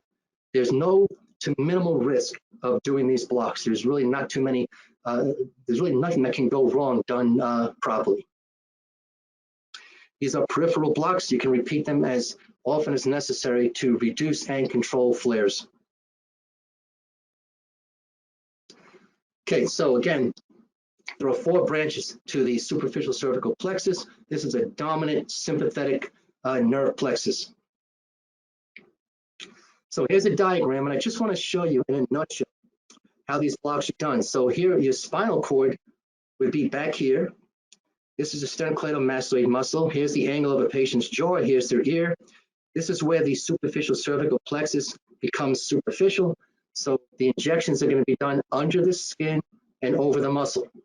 So the first one we have is the greater auricular nerve, and in essence, I'm just going to draw a line from the angle of the jaw across the sternocleidomastoid muscle, and I'm going to go under the skin across the width of this muscle with just a local anesthetic, nothing fancy, same stuff I use in the mouth. I could just use a shorter acting one or a longer acting one, and literally within about it could be 10 minutes or so, symptoms start to drop. If there's spasm, if there's pain, if there's pseudomotor, whatever's going on, those symptoms will start to calm down if these blocks are going to reach and help. So essentially, I'm knocking out all of the sympathetic innervation to the face, to the side of the jaw, to the side of the head, to the temporal region as well as the teeth and such on that side. Then we have what's called the transverse cervical nerve. That's another branch that supplies the lower anterior. So if patients come in and their tongue is burning, or the chin is burning, or they have swelling in the gums and such, things like that, this block will help. That's the second of the 4. So we have a way to knock this out. The third one is the lesser occipital, and I go after that in the back of the head. You have a lesser occipital notch that's basically coming off of the what's called Erb's point, and that nerve swings up and comes up the back of the head, and it's much easier to numb it back here. I just come under the skin and over the skull and slowly inject. And again, amazing how whatever symptoms are left in the face, when you block this lesser occipital, often takes out whatever is left. And that's when we do these. So we give an injection, and then we'll wait 10, 15 minutes, let it kick in, let's see what it does, and then we'll come back and do the next one. We don't do them all at once because I want to see where the relief is coming from. So these ventral nerves, again, they're loaded with non-myelinated nerves, no fat insulation. They fire very quick. That's the nature of sympathetic nerves. If I block these, we can shut things off. We can block innervation to the mouth and block symptoms. And this also, these blocks act like the reset button on your computer. If you ever had your computer not work properly and there's nothing left to do but boot it, so you shut it down, let it come back on, it starts to work again. Very often, when we do these blocks, if you catch the crips early enough, one set of blocks or maybe 2 set of blocks lets the system reset itself and take away what might have been any mechanical trigger, and patients go into remission, knowing that they got to be careful, and there's always a risk of reoccurrence and or flare. And my patients know, if you feel like you're starting to ramp up, don't wait. They call me and I get them in. If I got to see them at night, I see them at night. I got to see them on a Saturday or Sunday, that's what we do. I don't want anybody to ever have to wait because I know that this thing can ramp up pretty fast. Okay, so you take a look at these diagrams and what these blocks can do, and if you remember, these thermatomes are connected. So it's been my experience, and I'm going to show you clinical cases that even though I'm blocking what would appear to be sympathetics to the carotid thermatome, we will very often get relief to the brachial thermatome and sometimes all the way down into femoral, but very often will get relief to any spasming in the back, in the rib cage, to the arms, to the hands, to the fingers. They say it feels looser, swelling goes down, more movement comes back, and things like that. And I don't make any guarantees or promises. I said, let's do it and you'll tell me. But when it comes to blocking for dental procedures, there's no doubt that I just had great experience and success with blocking the sympathetics to the mouth, and then the dental procedures can be done without event. And depending on how potentially for flare the patient might be, again, I might block them the day before. I'll block them absolutely before the procedure, and I might bring them back 1 or 2 more times as long to keep things at bay. And if we do, we can have success. Okay, why do we get this extended effect, even though I'm blocking cervical spine up here, peripheral branches? Because we know these nerves are connected, head to toe and left to right. Okay, so we need to be able to treat these patients. And here's the thing. There's no one procedure that I'm going to do to somebody who's active CRPS that's going to work by itself. And I explain it by telling people we got to get as many leashes on the dog as we can, so to speak. So we have a bunch of things we're going to do. Besides these nerve blocks, that's my mainstay, because that's how I'm going to diagnose source. That's how I'm going to be able to calm things down. That's all from the work of Hushman from 30 years ago. These nerve blocks work. I've been doing them for many years. Second, I have medications. My favorite one to use if a patient can tolerate it is Lyrica, but it's a very low dose. Patients come in on very high doses of various medications to try and contain this disease process. And my experience has been low dose Lyrica. Lyrica I like better than Neurontin. Pregabalin is the generic of Lyrica because Lyrica is the medication that's rapidly absorbed. And because of that, you get a more rapid onset. So really within 3 or 4 days of titrating somebody on Lyrica, I can start to get the effect I'm looking for. With Neurontin, you oftentimes have to wait a couple of weeks because you have to get them on a much higher dose. But I don't use this that often, but when I need it, it's there. Muscle relaxants, the one we like to use is Klonopin. The reason for that is it works on limbic system. Limbic system is where the sympathetics are terminating, so that's good. I don't really use that much Lyrica and muscle relaxants. I'm big on nerve blocks and this. Motrin, you know it as Advil, ibuprofen, study published in 2014, is that this is the only over-the-counter NSAID that crosses blood-brain barriers, so you have easy access to it. And you can go on 600 milligrams 3 times a day for 7 to 10 days and then take a holiday, depending on how you're doing. But this gets into the central nervous system, and there's another way to calm systems down to help. Physical therapy, massage is critical to the CRPS patient. And this is something else that I always tell my patients. I've got my nerve blocks. I use Motrin if we can, and physical therapy / massage. The reason for that is that once you open up these blood vessels, when you do these blocks, blood vessels are going to open because sympathetics active is a vasoconstrictive event. When we block them, the blood vessels are going to open. Then you want massage and movement because that's going to get all the pain-causing substances out of there. That's your substance P, lactic acid, carbon dioxide, and such. So no pain is gain when it comes to massage and physical therapy. This is not about showing how tough you are. This is about saying just get things moving, but you want to go sub-pain, because if you cause any pain to a part of your body that you might be getting massage on and such, that pain is then going to trigger a sympathetic response. Pain sensation into the brain triggers sympathetic response out. So you go slow and you go gentle, but you want movement. The last thing you ever want to do with a CRPS patient is immobilize them, because if you immobilize them, the sympathetic is going to dominate and further pull back blood supply. And that's the worst thing you can have. So you want movement, but you don't want to induce pain from it.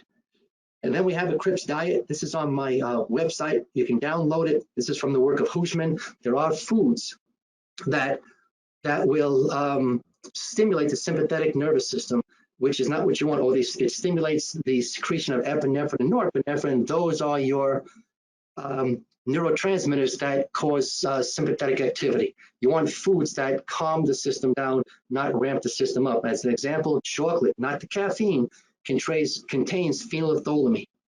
And phenethylamine is a potent stimulant of epinephrine and norepinephrine. And from the work of Hushman, I can give you a nerve block with a straightforward local anesthetic. If you go home and have a 4-ounce Hershey's bar, you'll override my nerve block because the amount of phenethylamine getting into the system is going to override the nerve block itself. So we want to be careful of that, because there is a diet that can help. So there's no one thing you do, but rather a combination of things. But the blocks are my mainstay. They work really well, especially when symptoms are carotid. This is an article, get on my website. You're welcome to download it. It just basically is a summary of all the things that we've been talking about and how you can go to a dentist, block the sympathetics and such.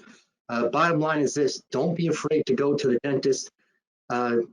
It's not about the dental work giving you the problem. It's the sympathetic dysregulation that's causing the problem. And with these nerve blocks, and any dentist can be taught to do, you keep the sympathetics at bay, and then the work can be done, and it can be done successfully.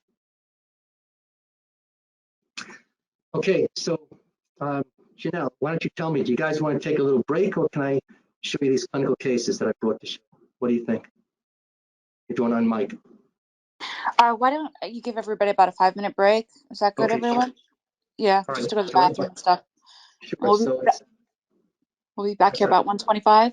Yeah, that sounds good. I'm looking at my phone. 1:25 is fine. We'll start back and I'll show you these clinical cases. Okay, so welcome back. Let me show you the first clinical case. I try to give you a variety of cases that were CRPS and show you how we were able to take them on and help people. And again, you're going to see these are ongoing. These are ongoing battles. Okay, so here's this first patient. She's about 90 years of age, super nice lady. She had a complaint when she comes into me, referred by a neurologist, crushing, non-resolving pain to the left side of her face and mouth for over a year. She had a denture that didn't help. Also, it probably wasn't done right because she was in so much pain that the dentist, as much she tried to do a good job, wasn't able to. The pain in her face and the nature of the pain, neurosurgeon said this is trigeminal neuralgia. He did a Gabin knife procedure that's basically radiation to the back of the skull and to try and treat the trigeminal neuralgia that he thought it was, and it failed. It failed because it was the wrong diagnosis. If the treatment fails or is not working, your diagnosis is wrong or your treatment is wrong. So again, I'm looking for triggers on what might be keeping her lit up. There's a poor fitting denture that we had to take care of when she first came in. As best I could when she first came in, I just tried to get her comfortable. She actually came in with her husband just to make an appointment, and I saw how much pain she was in. I just said, let me just see if we can do something for you today. But you know, normally a sore spot in the mouth from a denture should not be causing somebody this agonizing pain that she presented with. And when you look at all her other symptoms that she had, you can start to see, if you know how to recognize CRPS, that this lady had a sympathetic issue going on. So her pain is disproportionate, and it would hit the whole left side of her face. And this pain is just unrelenting to the point where you can't even touch her. You can barely get her mouth open just to look in there. So here's the CRPS screening form that I use, and I just go right down the line on history and on signs. 3 out of 4 on symptoms history, 2 out of 4 on presentation. Positive for that Budapest criteria, close enough in my mind's eye. I'm calling this CRPS, and I'm going in and going to start to do something about it. So now take a look at her. You can sort of see she's in pain just looking at her. She's swollen over here, but you got to rule out. We took Panorex. She has no top teeth, so there's no dental abscess. There's nothing going on, excuse me, dentally. That would be a cause for this type of swelling. She has this pain that's unrelenting to her face. If you just touch her lip, she's in agony. And if you look at that ear, look at how red the ear is. It's just on fire. That's a vasomotor symptom. That's just sympathetic dysregulation. 3 out of 4 symptoms on history and presentation. This is CRPS. We got to go in and start to do something about it. It's not trigeminal neuralgia. That's the reason why that procedure didn't work. So I have forms that patients fill out, and you can look at this person: headaches, neck pain, jaw pain, ear pain, facial pain, and it's all just on the left side. And something that's very important when I look at these forms, besides diagramming where the pain is, because it helps me figure out face versus face and neck and such, is I look at the way they diagram the numerical value of their pain. When it comes to sympathetic pain, 6 out of 10 or higher on a pain scale, you think sympathetic contribution. 10 out of 10 is you can't get your head off the pillow. And usually there's going to be a sympathetic component to that. And the question is, well, what's triggering it? And how can I get to it? And can I get to it? And first line again is those nerve blocks. Okay, the rest of this TMJ form is just them filling out various questions that have to do with dental, and then I let them describe the problem in their own words, and I will see what I can do for them. So this is an 89 to 90-year-old woman. Here's her MRI with TMJs, remarkable. This is almost normal, and I was glad to see that. Cervical spine for a 90-year-old woman, this is not bad at all. A couple of little issues, but you know what? That's not contributing.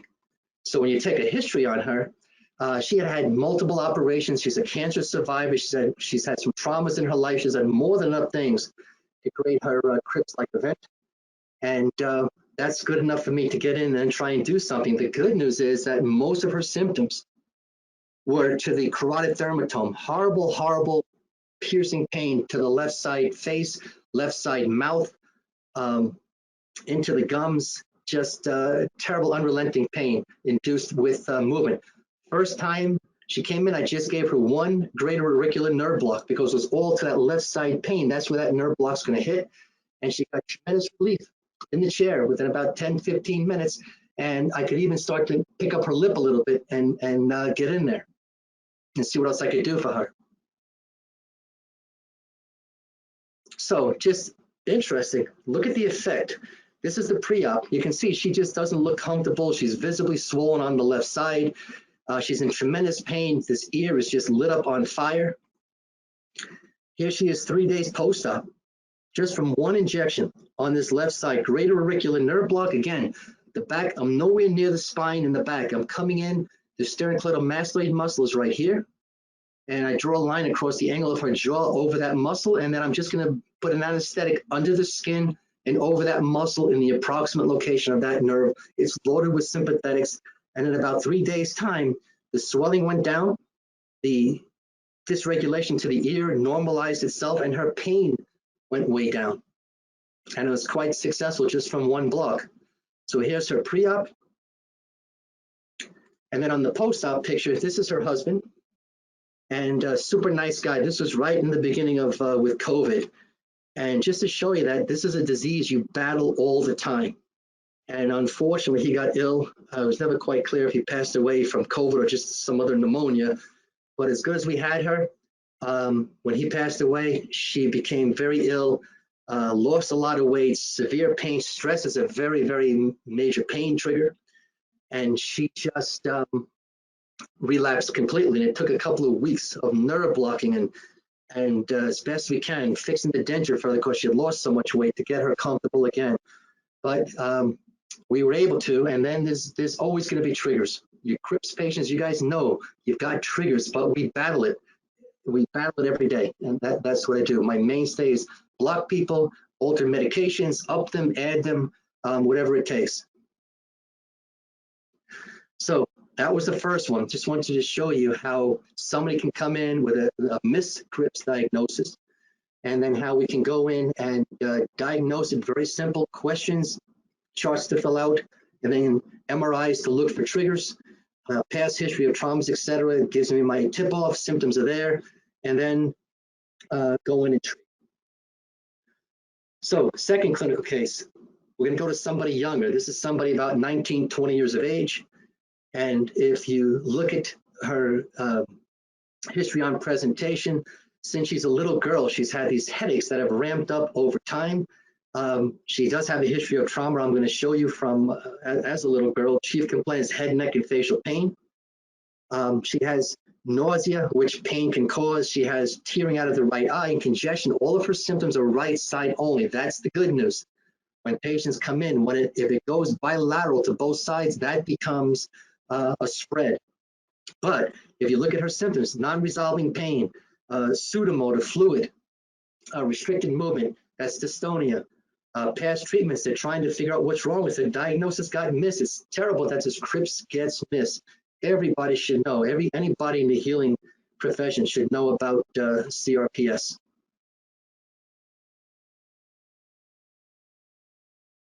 Okay, here's our trauma questionnaire. At the age of approximately, I don't know, 4 or 5 years of age, she was in a terrible car accident. And then a couple of years later, when she was still pretty young, she fell off a horse. So she's had 2 major traumas in her life. That's more than enough. My concern when she first came in, for sure, was cervical spine and TMJ. to see if there's any contribution coming from that, or is it just the history of the trauma itself that all of a sudden is adding up? So again, we look at these forms that I use: head, neck, jaw, ear, face. When you look at how patients map out these signs here, as soon as they go down here, it's a cervical spine issue. When they start going to the side of the face, that could be TMJ and or cervical spine. But only right side, that's the good news. Look at that pain marker. Worst pain, 10 out of 10. That's I can't get my head off the pillow. That's unrelenting, horrible pain. That's going to have a sympathetic component. So the question becomes then, can I reach it with these blocks? And again, she describes the pain to the right side with fluid and congestion. And this pain, when it ramps, it puts her in her room, lights off, head on the pillow. And here's her CRPS forms that she fills out. Again, this takes me right into Budapest criteria. She satisfies criteria. And again, I have different types of summaries that I use for movement and for pain. Again, right side pain, average is 8 out of 10. 6 is bad, 8 is killer, 10 is excruciating. So these become markers for me. Okay, here's my Budapest criteria sheet. She fulfills Budapest criteria when she came in. This is all done in the first workup, and then we get them ready for MRI. Always take a pan. I'm looking for some sort of dental condition, something that might be contributing. In her case, there really wasn't anything here. She's only about 20, 21 year or so when she came in. I do know there's a history of trauma. So I'm going to get my MRIs. I do not rely on a Panorex. Too often, dentists and oral surgeons, they use a Panorex to diagnose jaw joints. You can't, because it's a two-dimensional X-ray. This is a three-dimensional imaging. When you do MRI, that's going to show hard, soft tissue and blood supply. So she has minimal damage. I thought it would be much worse when she first came in, but it's not terrible. There's some damage, but I don't think this is contributing to her symptoms. When we look at her neck, if you look at the right-hand side, normal cervical alignment, that's a normal curvature. It's called lordotic curvature. And that's a normal curvature for the cervical spine. And if you look at hers, it's just all over the place. It's like a snake slithering around. So she's got a neck issue here that could be contributing. And if you look at this axial view, it's called, this is like looking straight down from top to bottom. And I can see this C1, this atlas is absolutely rotated partially.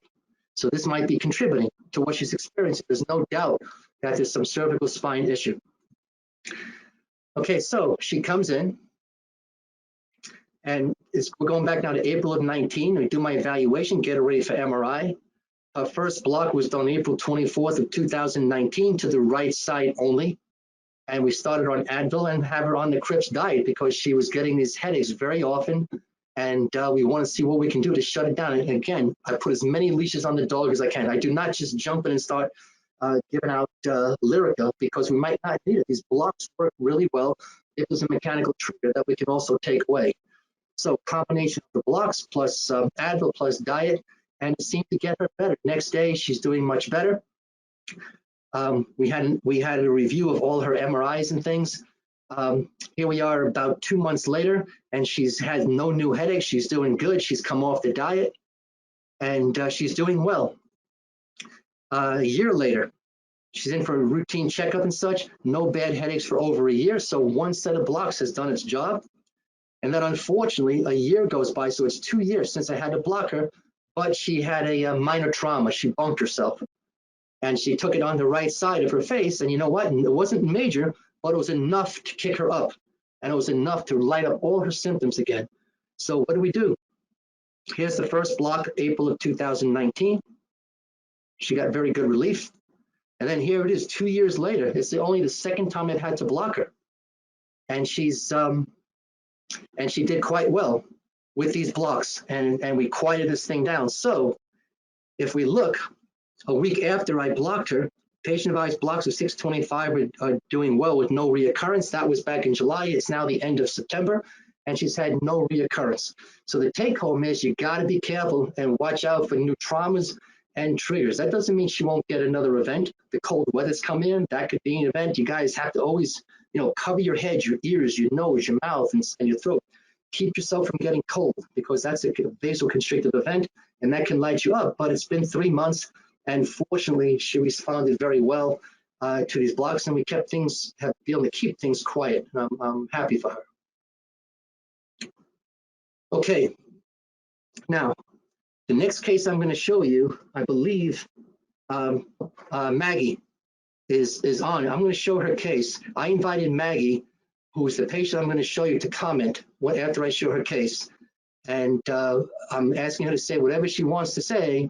With her permission, I'm showing you everything that she's been through all the way up to and most current. And I think there's no better testimony than let somebody tell you exactly what these blocks are like and how they help. But I'm going to show you what she's been through. So Maggie, I think I see your initials, so I'm glad you're here. So Maggie came in September 2020. It's just about a year ago. And chief complaint was severe pain to the jaw joints. She has other issues. If you notice, she's negative for CRPS. This is on her own history taken. Nobody had ever told her about CRPS, even though she's got all kinds of problems. Her chief complaint is jaw joint. And she's been on different medications, nothing overly relevant. But here's what is important. At a very young age, approximately age 4 or 5, she had a trauma where she fell down and just cracked her chin on a cement stoop.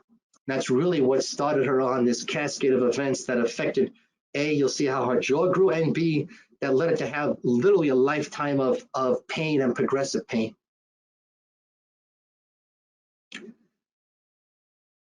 Okay, and very early on, 6 years of age, she's aware of jaw pain, jaw noise since the age of 6. She's about 20 now. And her orthodontist, with all due respect, miscued as to what was wrong, and she's had some problems because of that. Now, second trauma she has is about a couple of years later, where she fell on a snowboard. She's had another impact to her face. So she relays her history from the second trauma to her jaw and ear and jaw joints at the age of 6, neck pain at 15, headaches coming on.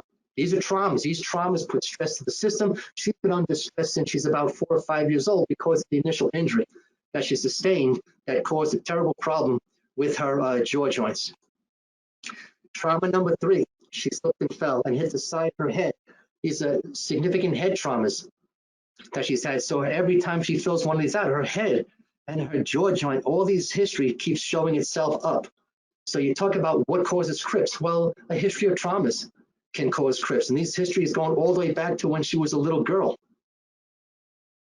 And unfortunately, because of what happened to her, not only did she have these traumas, but these traumas to the face affected how her lower jaw was going to grow. Now, here's my TMJ questionnaire. And her pain is both sides.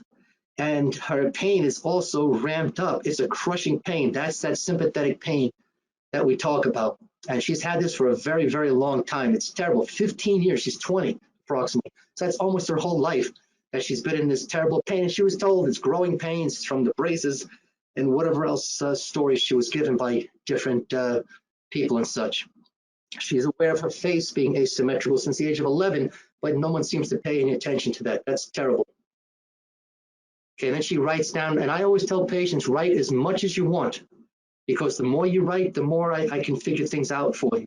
So she talks about the pain she has and where it is and what brings it on and what it does to her and how it affects her and such. And all that becomes very important in the diagnostic arena.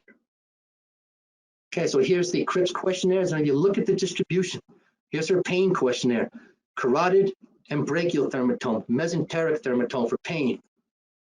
Muscle tightness is dominantly to carotid and brachial and some mesenteric again. And I have Q&As that go with that. In mapping out, there's these dermatomal distributions, swelling, carotid only, to the neck and face.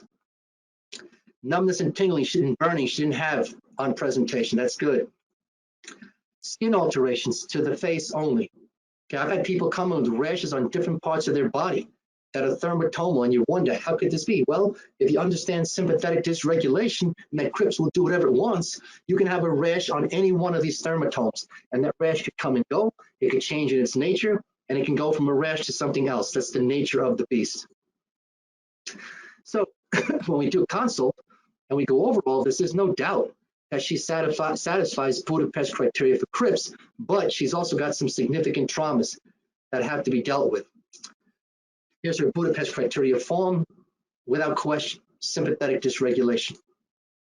So what's important, this is what happens when you have an early childhood injury to the lower jaw like Maggie sustained.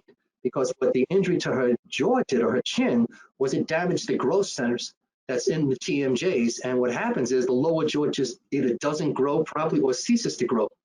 And you end up with this retrognathic or weak chin profile, and you end up with this forward neck profile, and neither one of those are good. This is an indication of a jaw joint issue. This is an indication of a neck issue on presentation. And I've said that's the reason we get MRI TMJ and MRI cervical spine. I won't waste time on this. It's all dental related things. If bites get affected, it's part of the analysis. The main thing to understand here is look at the pain that she's been dealing with, 10 out of 10 and 9 out of 10. And that pain is emanating from jaw joint, side of head. And I'm sure there's a contribution coming from the cervical spine. So we always get basic x-ray, and I'm looking for anything that's tipping me off, to a jaw joint problem. I'm not going to see cervical spine here, but there's all kinds of skeletal deformity here. That when I first saw this, I knew she's going to have some sort of advanced TMJ problem, plus her clinical presentation was a tip-off. So I'm looking for triggers. What's causing her to have this terrible pain and these spasms that she gets that goes down her back and into her hands and fingers and makes her sinuses feel full and clogged and such. Okay, so MRI over TMJs, now there is significant damage. I suspected it. This is what happens when you have an injury at a very young age. And the reason her lower jaw didn't grow right is because the growth centers were damaged from that early childhood impact, all visible on MRI. Her neck, hyperextended, no lordotic curvature. That's what creates this forward head posture. She has a very strained, painful posture to be forced to maintain through no fault of her own. There are measurements I take, and I'm looking to see if that C1 is rotated. It is. This can be a source of pain to her face. This will have to be addressed. This could be causing some of the crypts that she's experiencing, along with the jaw joint pathology she has, an injury. So as a review, we always go over what normal looks like. I'm not here to go over all of this, but she has significant damage to both jaw joints, both left and right side. And as such, this is surgical. There is a time for TMJ surgery, and Maggie qualified for that because this has to be fixed. There's no appliance, there's no any kind of feedback mechanism, there's no muscle relaxants or anti-inflammatories. This is a damaged joint that, in order to stop what's happening to her skeletally and dentally, as well as the pain pattern she's exhibiting, that's sympathetic in nature, this has to be fixed. Okay, and if I show you what normal is, and you look at this, you don't have to have a heavily trained eye to realize there's a problem here. And interesting, her mom sent me these pictures here. She's at age 5, very cute, and she's always showing a chin off to one side. Age 8, much more obvious. She's growing asymmetrical, and then as she continues to grow, what you're seeing here is not how she grew at the end, is how she stopped growing. Because this chin is small. This is the size of about an 8-year-old's chin on an adult face. Okay, so we have the CRPS questionnaire, and here's all the different things, symptoms that patients can have. So I'm dealing with these mechanical triggers that I'm looking for. Unfortunately, Maggie's surgical to the joints, and her neck can be dealt with, but you have to fix these joints first. But before we did any of that, I wanted to see if I can get these sympathetics under control for her. So I show you this, and I'll let Maggie talk when we're done. We can unmic her, and she'll tell you herself. First set of blocks, October of 2020. Just gave her 1 greater auricular to both left and right side. And you see she gets this relief, not only to the jaw joints, to her face, to her neck. Her hands feel better. She's able to move her hands better. She gets relief into her mouth, which is, to me, it's just remarkable, this innovation. Now, how does it go and spread and give her relief down her upper back and mid back? It's just the way the nerves track. I can't tell anybody how your nerves are going to track. I can only tell you, you'll tell me. But I know for sure when I block the carotid dermatome, I'm going to get some relief because I'm surrounding and then putting to sleep those sympathetics. Now, if you notice, she's been in all this terrible pain. I got 4 days of relief for her. And we're going to block her again. But this time when she came in, she was actually very painful to the chin and lower part of her lower jaw towards the front. So I added in this transverse cervical. And it was the only time I had to do it. But again, You can see she gets all this relief that goes into her shoulder, down the back. Things feel looser, her hands feel looser, everything feels better. That's the good news of these blocks. No medicine yet. I'm just telling her massage, nerve blocks, try to do the CRPS diet as best you can, and let somebody start working her neck. But we have to deal with the joint first. Now we got 10 days out, and she's able to get more relief. But I had 10 days, but she flared again. I expect that because the triggers have not been dealt with yet. I'm just trying to see about how much relief I can get her by quieting things down. And we're getting some spread because we're going from 4 days now to 10 days, so it's working. Okay, then December. So we got almost 2 months of relief when she came in. And I've added in other types of blocks depending on where she hurts and how she diagrams it. But each time we block her, she's getting relief. So that's the good news. Now, on December 8th, she had gone to see Dr. Piper. That's the surgeon I trained under. That's where I first learned about CRPS. I give all credit to him as my initial teacher over this, going back a good 15 years at least. But here's the thing. She comes home from a basic workup. She did not have surgery. She just came home from the workup. He's out St. Pete, Florida. So she had to get on a plane, spend a day in the office, get back on a plane and fly home. And what happens is she called up, her mom called from the airport, and she was lit up just from sitting on a plane, maybe the change in the pressure on the plane, from being manipulated and having the type of exam that had to be done and further imaging and such. So we blocked her. Okay, and then I got about 3 days and she came in and we had to block her again, but this time look at the change in symptoms, ringing in the ear. I blocked it, my same 2 blocks, both sides, because I want to surround it, and the ringing in the ear and the congestion went down. Everything responds to these blocks. And I never, again, I don't guarantee this. I just say, let's see. I'm always pretty confident I'll get relief to carotid thermatome, and let's see what kind of spread we get. But my experience has been that very often there is relief to the brachial thermatome symptoms, which can be tightness in the chest, around the rib cage, down into the mid back, and then into the hands and fingers, whether it's swelling or spasm or pain.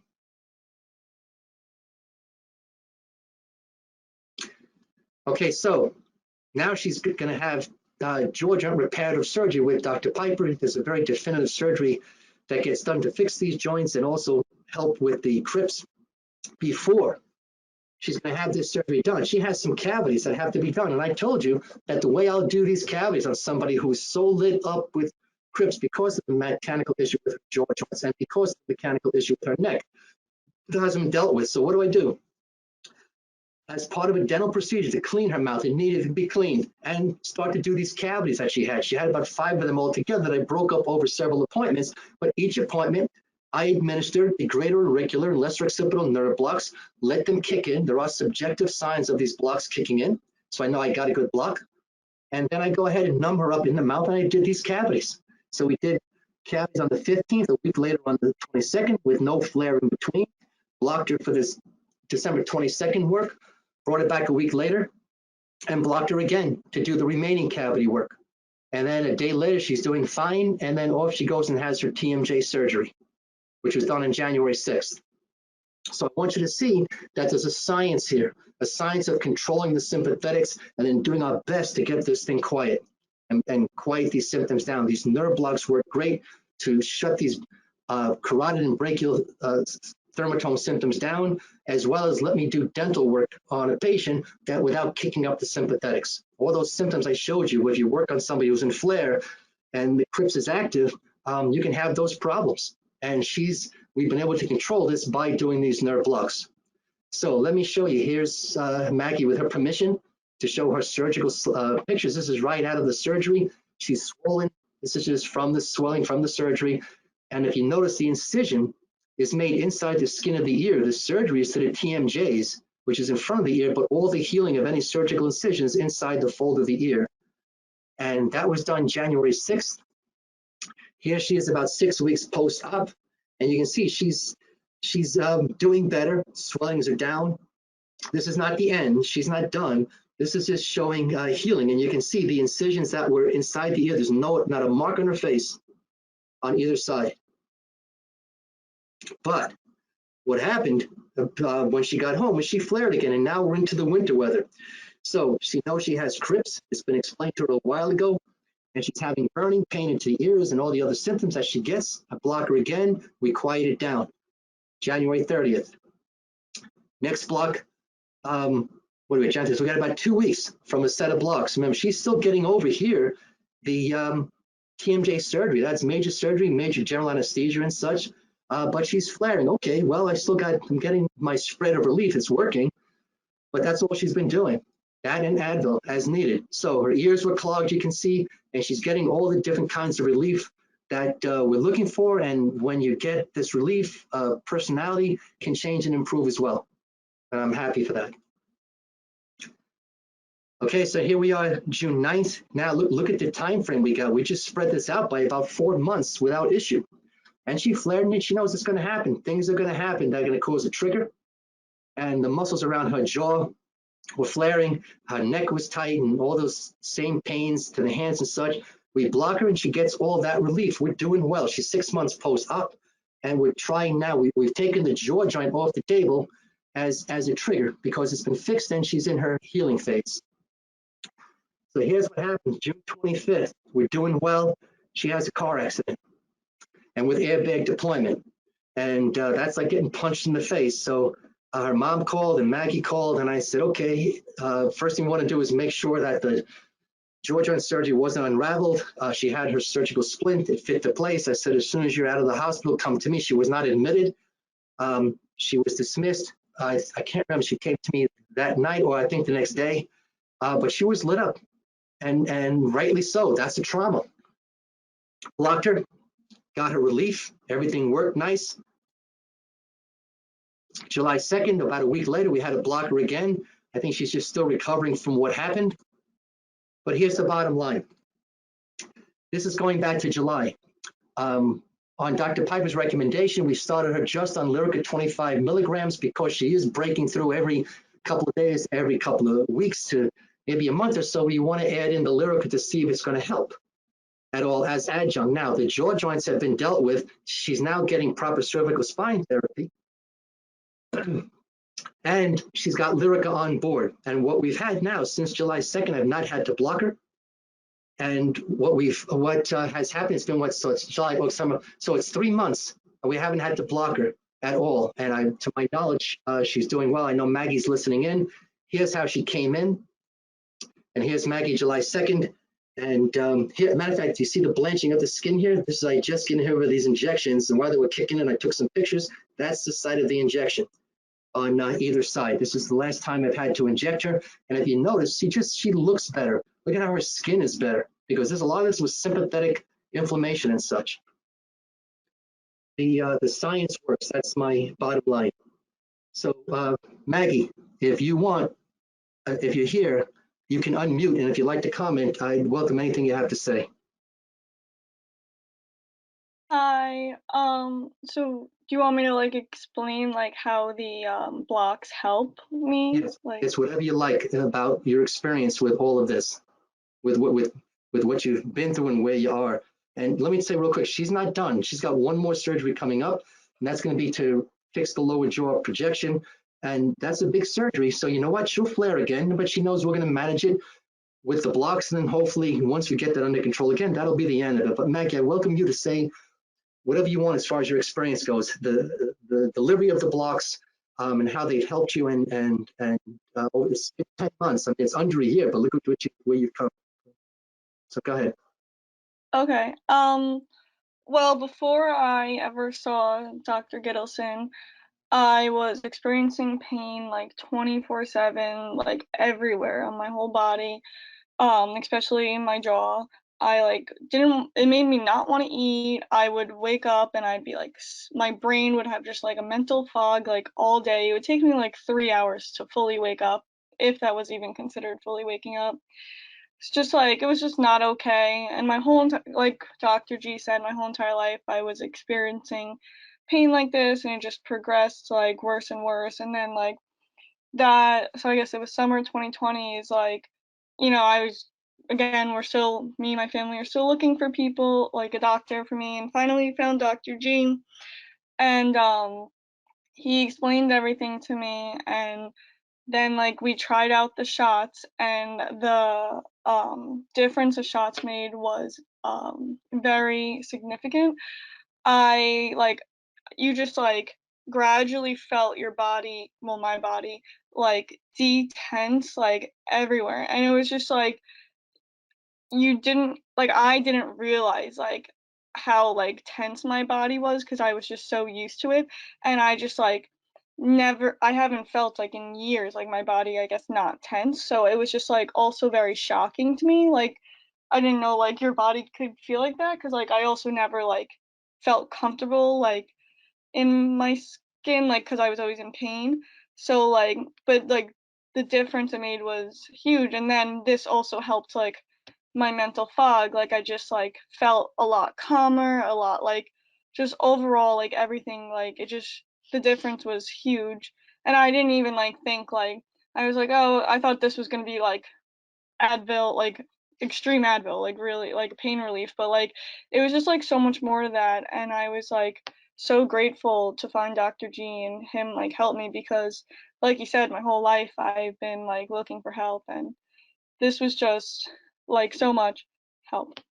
And then yeah. All right, well, thank you. I mean, I appreciate all the kind words, but the most important thing is that the science works. The diagnostics are there, recognizing the CRPS, recognizing the injury, knowing what to do about it, and then instituting the treatment, which again, these blocks are mainstay to me. And then, I mean, Maggie can tell you, patients can tell you, I make myself very available. It's my commitment to helping this CRPS population.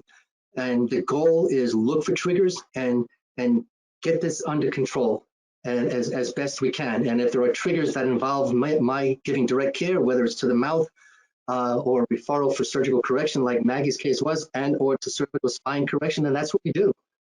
And if I, like the first case I showed you, if there was nothing there, but the pain is all, and the discord is all sympathetic in nature, then these blocks come front line to treat. And if they reach it, beautiful. If they don't, or if they don't get a great relief, okay, well, then we keep looking. We keep peeling back layers. Where else could this be?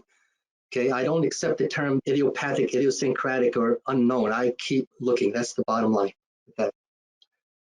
Okay, so let me go one more case I want to show you. And I have a reason for showing this to you. People often ask me, how and why did I get so involved in the diagnosing and treating the CRPS patient? And here's why. This is going to go back a number of years ago, and it's my own mother's journey, where she was terribly misdiagnosed with lymphatic cancer, like a Hodgkin's lymphatic cancer, when in fact it was CRPS. So to give you a history, and I'm looking for traumas, which I know my mother's history pretty good.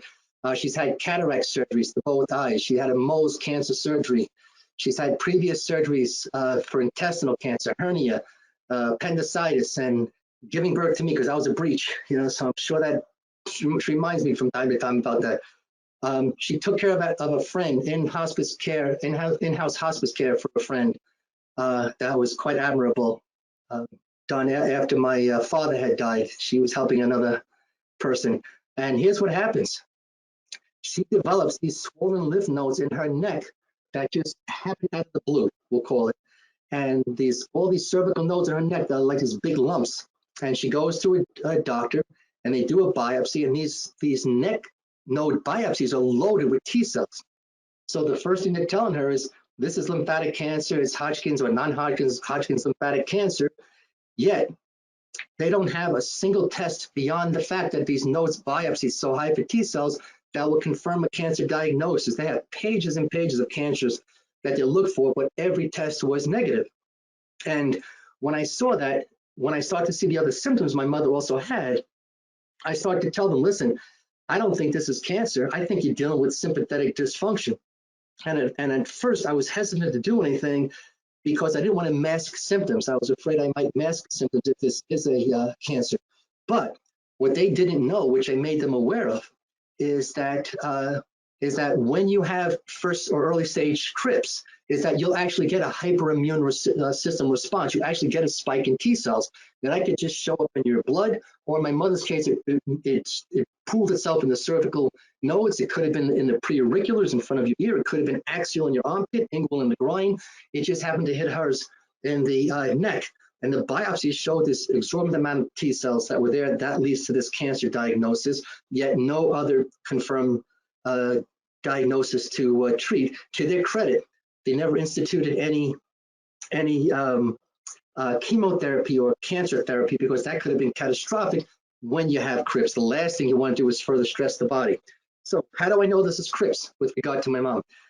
Over the course of a couple of months' time, and again, we're going back multiple years, she had reoccurring thermatomal rashes and skin blemish. She would get a rash on one side of her face, on her torso, and she was told must be some allergy to some unknown agent, maybe your hair wash, makeup and such.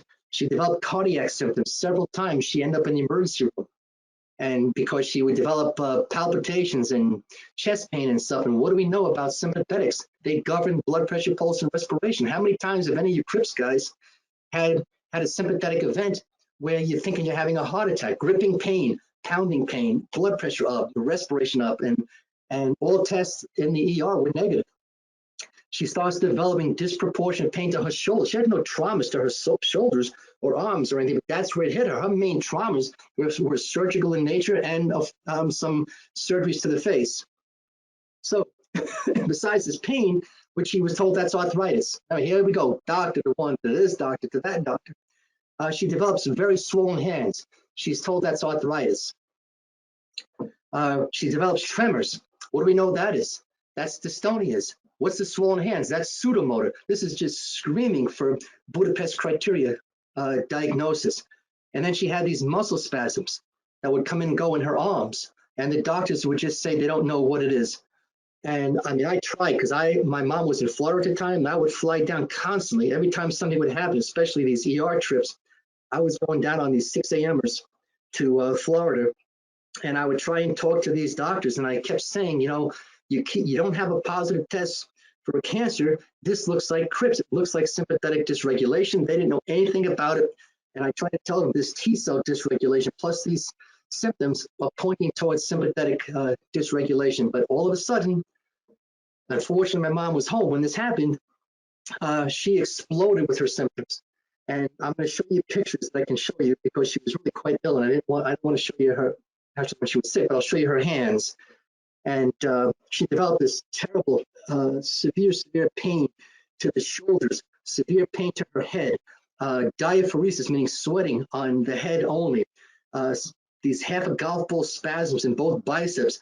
Her one hand swelled up 3 times its size. The other hand had a dystonia where it was just quivering and just unrelenting. And when she came into me, this is her hands, how she presented to me. This is not what my mother's hands look like, you see. So this right hand is horribly swollen. And this is taped because this left ring finger only was just twitching. It was like it was dancing and she couldn't control it. And I can't show you her face here because she was just in horrible pain and diaphoretic, and her skin color was terrible and such. So she has all of these symptoms. Now, this is important. Look at this term ligature sign. Ligature sign is pathomagmonic for CRPS.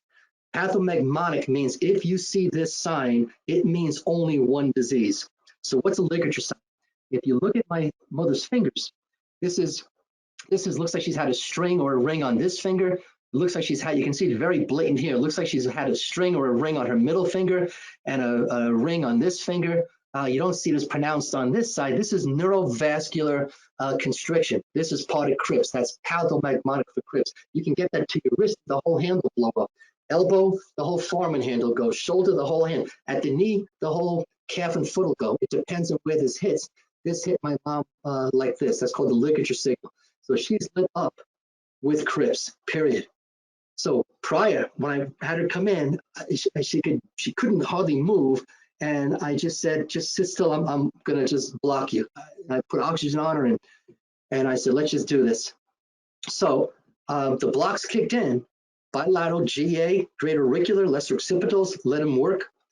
And after about an hour, her pain remarkably started to drop, where she could almost start to move. She just looked at me, remember, and I said, what's going on? And she said, pain's going down. And she could just barely lift her arms up a little bit. Not much, but because then the pain would be there again, but it started to work. The blocks were starting to kick in. So 4 hours after that first set of blocks, if you look here, to here, you can see the swelling is going up. This is pseudomotor. She was told by one of those urgent care center doctors that this is arthritis. I mean, along with everything else, it's just nonsense, obviously. So 6 hours later, you can see just from one set of blocks, this is pseudomotor. It's starting to drop a little bit. Okay, so with that said, I blocked my mother. I told you I can block you over and over again. I'm going to beat this thing down. We're putting leashes on the dog, so to speak. And one of the ways I do is just keep blocking, as long as you're responding in a positive manner. So for 4 days, I blocked her. And then we brought Lyrica on board, lowest dose. We just took her up to 25 milligrams twice a day. And I got her on Advil and started on the CRPS diet. And when she came in on the 5th day or Friday, this is day 7, but she was A, out of pain, and B, this is her hands normal. All the swelling went down and her pain was down. So bottom line with this is all follow-up tests over a multi-month period of time on these cervical nodes was negative. I said, I'll bet you by blocking you and by getting Lyrica on board and getting this thing under control that those cervical nodes are going to shrink or there won't be any new ones. And that's exactly what happened. Okay, so here's my mom, and this was on the 5th day when she came in and the pain was gone. The reason those 2 pictures look different before is one was in my office and I flew back to Florida with her to help her get settled in again and such. So just to finish off, I guess, with a little humor, it was a very long week doing this for my mom. And I just want to close out. This is the end of my presentation. I'll take as many questions as you guys can have. You know, when you help out a patient, when you get them out of pain, you become their hero. When it's your mom, you become, in essence, a superhero. And I know all moms think their sons are superheroes. But in my mother's case, at least for that day, that week, she was right. And I make no bones. That was a nerve-wracking week. And take a look under the ring, I'm sorry, under her earring, see the bruising on the SCM muscle. That's the site of injection. There's no in their spinal cord. So she got a little bruising, but every day, better and better. Introduced the Lyrica. She tolerated it, low dose, CRPS diet, Advil, and it worked. Now, let me tell you, this is from 5-6 years ago. She's had flares. She's had 1 or 2 fall downs. She's had to have some other operations, and either pre-op or post, I block her. When she has something happen, it happens, I block her, period. And the blocks help. We might have to put her back on Lyrica if she's off, up the dose if she's on it, get her back on the CRPS diet, get all the leashes back on the dog, because that's the science and it seems to work. And let me just give you one final quote, and then I'm going to come out and I'll take whatever questions you guys have.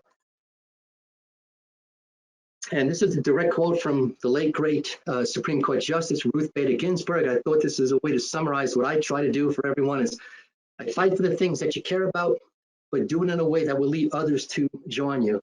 I lecture on how to teach doctors how to do these nerve blocks all over the country, educate them about CRPS, Budapest criteria, how to recognize it, how to do these blocks, deal with this dentally, and to tell patients who are CRPS sufferers that you don't have to be afraid. And I make myself available. If any of you have a friend or relative, if somebody needs to be spoken with, either because they don't understand your condition or maybe they haven't and want a little more information, you email me, send me your name and phone number, and I'll be happy to call you back at a good time and help anybody that I can. This is how I'll finish up my career for the time I have left, probably another 5 or 6 years to go. I'm proud to tell you I have a nephew who's a 3rd-year dental student, and when he graduates and when he's ready, I'm going to teach him everything I know, and he'll be able to carry on for another 30 years with what I'll be able to teach him. So let me come out of here. People ask me, how come when I got CRPS, my teeth became brittle and they start breaking? CRPS causes my teeth to break down and such. Well, let's answer that question. Remember, sympathetic dysregulation is a disease of the sympathetic nervous system, which causes dry mouth. That's the flight and fight. When you get ready to do battle, you don't need saliva in your mouth. So if you're in a state of flare, a lot of times people are going to have dry mouth. And if you lose salivary flow, you're going to lose the ability to cleanse your teeth on its own. There are saliva substitutes. Biotine is one. It's a spritz. It's just like a glycerin lubricant, and it helps the self-cleanse. Prescription level antimicrobials are good, and then just as best home care as you can do. The other reason, when people say, yeah, my teeth broke after I got CRPS is because you get that sympathetic muscle dystonia, and you're going to clench and grind without any feedback to the trigeminal system, and you can generate a lot of force. And if you've got some old fillings in your mouth, or maybe some old crowns, you can put a lot of force on those posterior teeth. That's the molars and the premolars, and all of a sudden you can start snapping cusps, or you can snap a whole tooth off. I've seen all those things happen.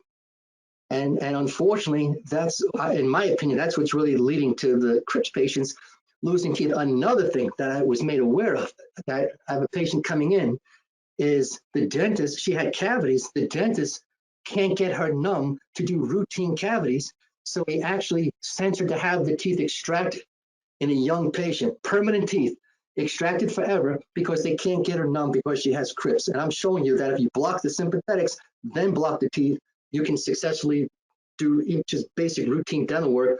And unfortunately, this young person had permanent teeth extracted because the dentist basically panicked and put her to sleep with a surgeon and took out teeth.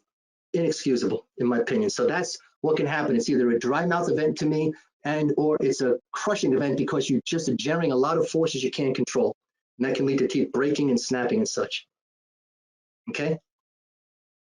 So guys, somebody, what else, Janelle? Uh, uh, what is it true that patients with CRPS should take an antibiotic before they go into the dentist, like an hour beforehand, and why or why not? Medicating a patient for CRPS in the mouth.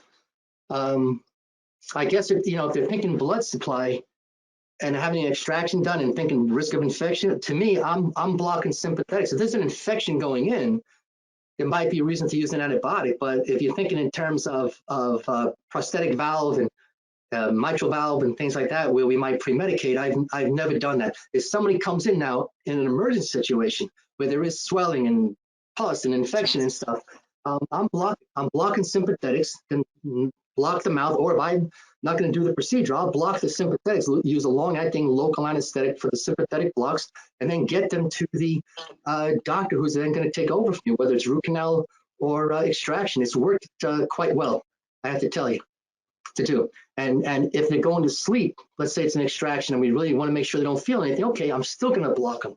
And I'll bring it back and block them the next day, because I'm not going in the mouth. I want to keep the sympathetics at bay. By doing that, besides pain, you're going to keep blood supply good to the area, because I'm keeping the sympathetics asleep by blocking these nerves that I've shown you. Okay, so I don't know. I wouldn't give an antibiotic unless I saw infection, or I truly anticipated something happening. Okay. If a patient has CRPS in their hands or legs, are they able to still come to you for treatment, even if it's not specifically in their mouth? You mean for dental treatment or? Like say I have CRPS in my hands.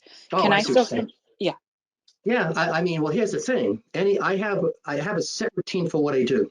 So if you're in flare, hands or feet, and maybe you had whatever traumas you've had, however you describe what happened to you, I have a set protocol because I don't want to miss anything. So no matter what, even if you say, well, my neck doesn't hurt, my joints don't hurt, you don't wait for pain to say you have a problem. By the time you have pain, whatever problem you have is already worse. So we're looking for mechanical triggers. And I'm telling you that if you've got a CRPS to brachial or femoral dermatome, mid-torso, lower torso, and it's coming potentially from a cervical spine issue, we want to see it. The only way we're going to see this is with MRI or CT or properly taken X-rays. So all my patients coming to me are going to get proper TMJ, MRI, and cervical spine, because I'm looking to see, even if you don't have carotid dermatomal symptoms, the head, neck, and face and such, or mouth, I want to see, is there something triggering you from there? And if there's not, I make no guarantee, no promise about anything I would ever do with these blocks. But to the hands, I've been successful. So all I tell patients, all we can do is try. You'll tell me, you'll say, yeah, it helped me, or no, it didn't. So if the answer is no, it didn't, we take it off the table because the blocks aren't reaching it, and then we can try something else. That becomes, and again, it's not any one thing. Because now, have you been on Lyrica? Have you been on the CRPS diet? Have you tried anti-inflammatories? What you don't want to do, that people come in, is they go for treatment at the effect of the problem. So a lot of times they get operated on fingers, or they get carpal tunnel, or they get frozen shoulder, but it's coming from cervical spine and CRPS, and it's mimicking these other entities when it's coming from the CRPS. So that's why I'm always going to go through my main steps, because I don't want to miss anything. And then we do these blocks. Remember, they're diagnostic / therapeutic. Diagnostic if it gets you relief, therapeutic if it helps you. So to hands, I always like to try. I would feet stretching a little bit. People tell me the legs feel better, the feet feel better, stuff like that. That's fine. But I would try if they want to. But if you're going to come in, I have to look for my triggers, especially cervical spine. We have to know if that's involved, especially if you've had traumas, no matter where the initial trauma was. Okay. Deborah asked, if we haven't been diagnosed, our dentist doesn't know about CRPS or do nerve blocks, what should we do? Also, what if we have had dental work done and we still have a lot of pain from CRPS years later? Right. So if the dentist doesn't know, what I'm offering to anybody listening or anybody you want me to is I'll speak to those doctors and I'll tell them about these nerve blocks. And I can train anybody who's licensed to inject, any dentist who can inject because you're treating the mouth, even though you're injecting outside the mouth. It's just like a dentist makes you an appliance for a migraine. He's treating a vascular problem with an oral appliance. So I'm treating what's happening in the mouth by blocking the sympathetic innervation to what's happening. I'll speak to anybody to explain to them what's going on. And if somebody's had dental work and is in flare, then you got to go after it. Where are they flaring? What's being done? What's been tried? And have you had these things done? So all we can do is again, I try to get as many leashes on the dog as we can. Block them, CRPS diet, anti-inflammatories, and let's see what happens. There are some new medications coming out that are basically non-narcotic, over-the-counter that are showing some promise. I can't talk about it right now. It's research, but when it becomes available, believe me, I'll share it. I'll tell you about it, Janelle, and you can post it all over the place. Okay. Joe asked earlier, and I believe you answered it, but just in case somebody didn't hear, is there a risk of CRPS spreading from the block itself?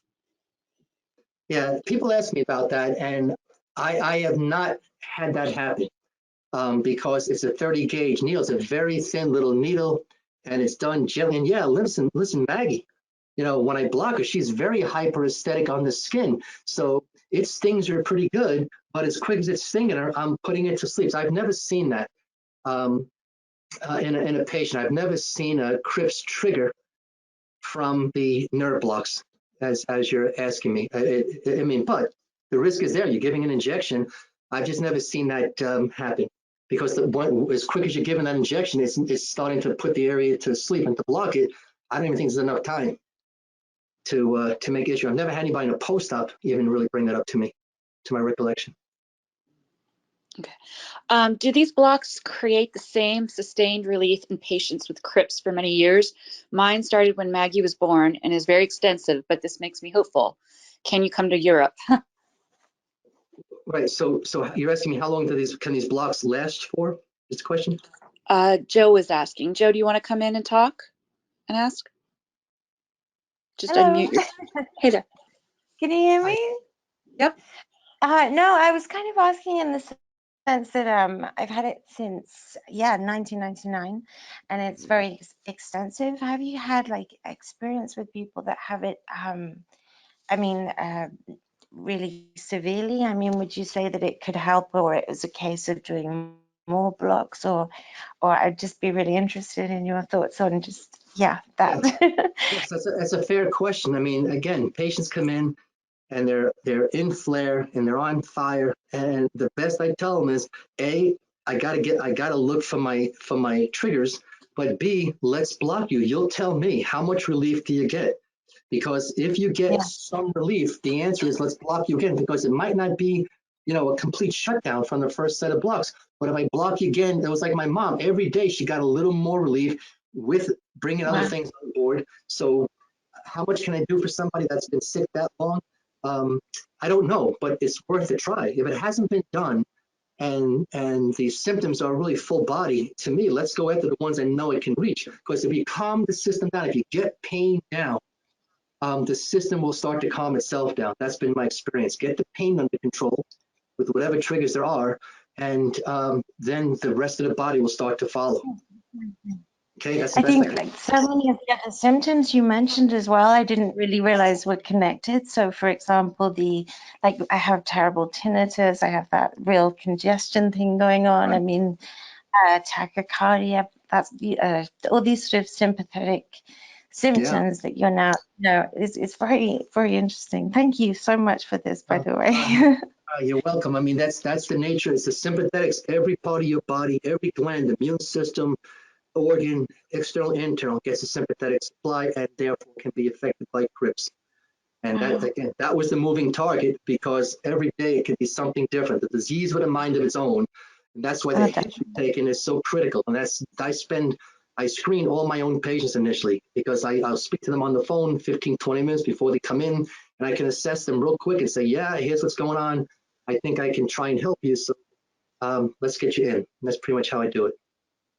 It's always worth a try. I mean, if you haven't had those done and it might reach it, it's worth a try. And again, I'll speak to any doctor who will listen. Over the phone, you can just look up the anatomy. You can probably, I'm actually going to be making a YouTube post of actual live procedures being done on patients, of how the block done. So anybody can watch them, so you don't worry how I do them. And then also any doctor could just about watch and see. And I'll speak to any doctor that wants to learn. Absolutely amazing. Okay. I love that. Thank you. And I'll speak to any family member who needs to be educated about this, because a lot of times you guys get beat up and abused by family. I don't mean physically beat up, but emotionally, where they just don't get the nature of this disease and how horrific it is. Definitely. Try to help any way I can. Thank you. Okay. Dr. G, Joe's from Europe, and she was wondering if you could come to Europe, but if you can't go there, are people able to come to you? I mean, how can we see you? You just mentioned that you are willing to talk to other doctors or dentists. Right. What do we do about that? So I have people that fly in from out of state, fly or drive, depending on where they're coming from, and there are hotels in the area, and we usually have them stay for about a week, because when they come in, we're going to get them in. I've already got the appointments made for the MRIs they need, so it's all organized. Get them in, initial workup, get MRIs. We come back to my office and I have a big screen. We put up the images. I read them myself. And as soon as I see what I have to see, I'm going to start blocking. So when somebody comes in from out of state, oftentimes we'll combine two appointments, do the workup, get them ready for MRI, go get MRI, come back, and let's start blocking. If chief complaint is some of the symptoms of CRPS. So I have people coming from out of state or out of country, like you're describing.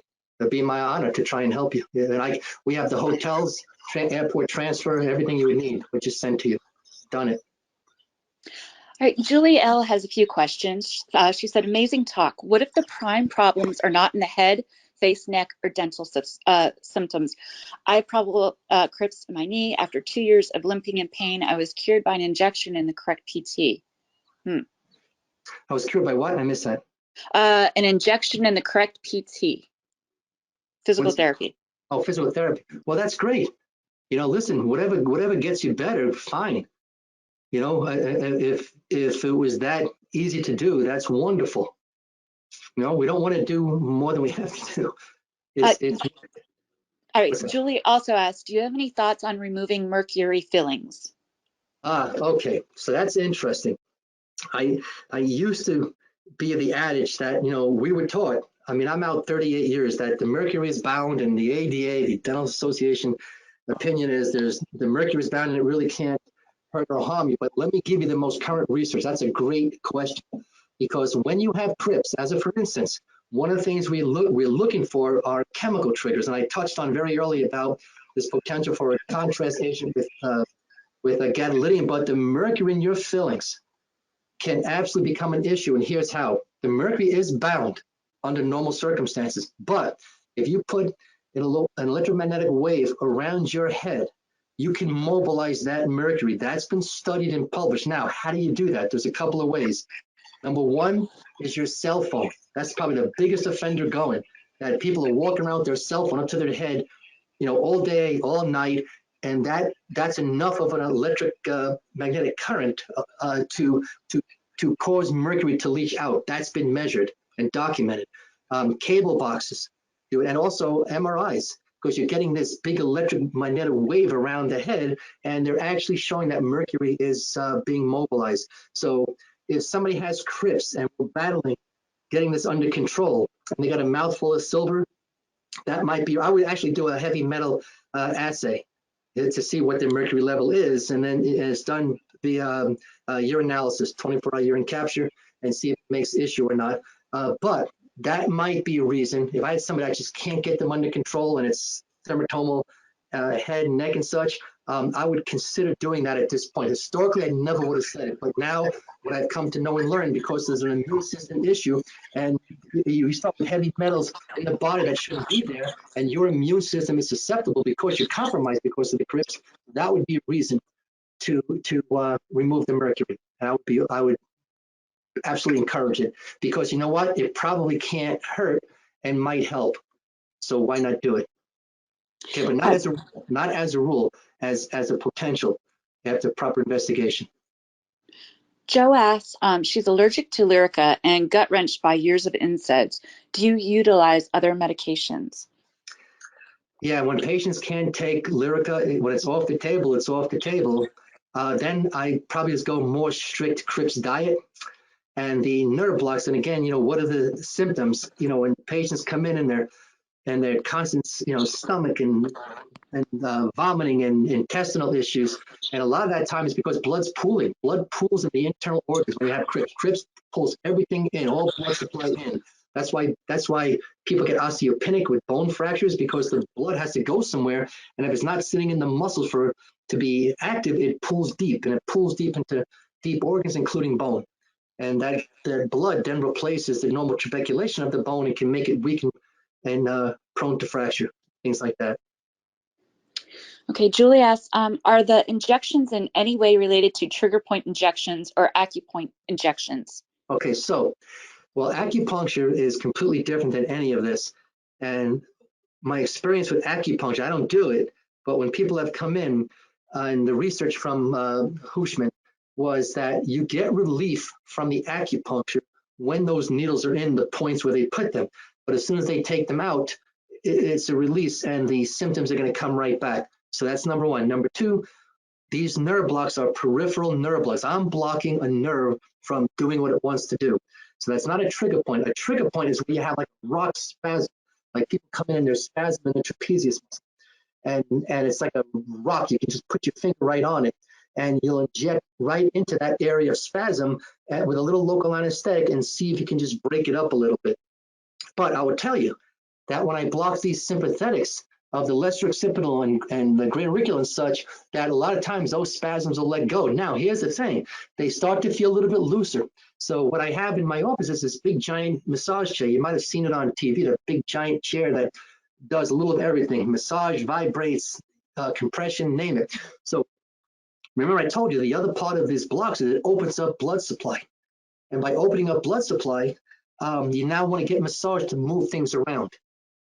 And so by doing those things combined, if somebody can't take medicine, but they've got these spasms and such, I want to do my sympathetic blocks, maybe do a trigger point if we have to, and then get them into the chair or get someone to do massage on them. But the chair works nice.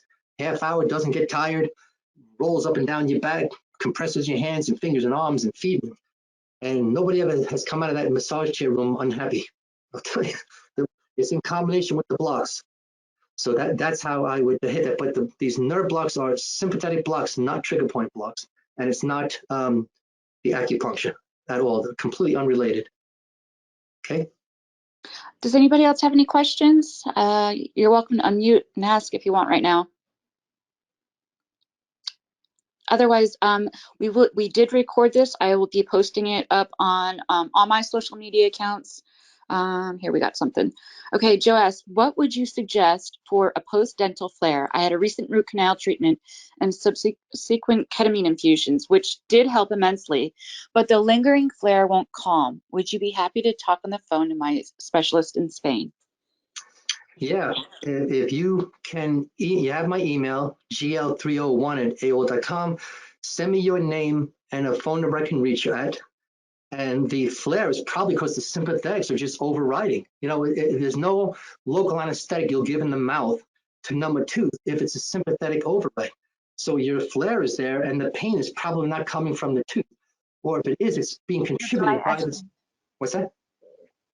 Sorry, no, I was just agreeing with you. It's true. I mean, there was radiating pain. Initially, it felt a bit like a like a lightning storm in my mouth kind of thing, Yeah. but the response was very much a full body response. You know, it was very much sympathetic. Yeah, that's the spread. I mean, that's, you Yeah. never know what's going to happen or how much of a trigger, just really of how acute hyperreactive eye is called AHR, how active or how sensitive, how lit up is your system.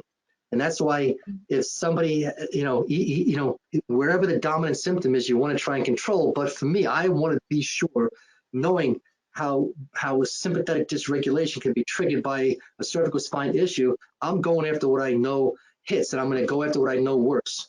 And at least if they say, geez, you know what, your spine's not bad. Okay, beautiful. We just took it off the table. Joints are not bad. Good. Took it off the table. Block you. Didn't really help. Okay, we won't do it anymore. All right. But if it helps you, or I see something that we can do, that can only be good. So that's part of the diagnostic and then therapeutic part of this. Definitely, definitely. It was actually I had a CRPS initially in my left foot, but it was a subsequent whiplash injury or a car accident injury that really made it into a completely different disease, like a full body thing as opposed to almost localized, if you know what I mean. Yeah, but thank you so much. I really appreciate it. All right, Joe, my pleasure. Bye-bye. Okay. Bye. I think we're wrapping up here. Oh, yep, we're wrapped up. Any more questions? Oh, what medications do you use in your blocks? Okay, that's a good question. Excellent.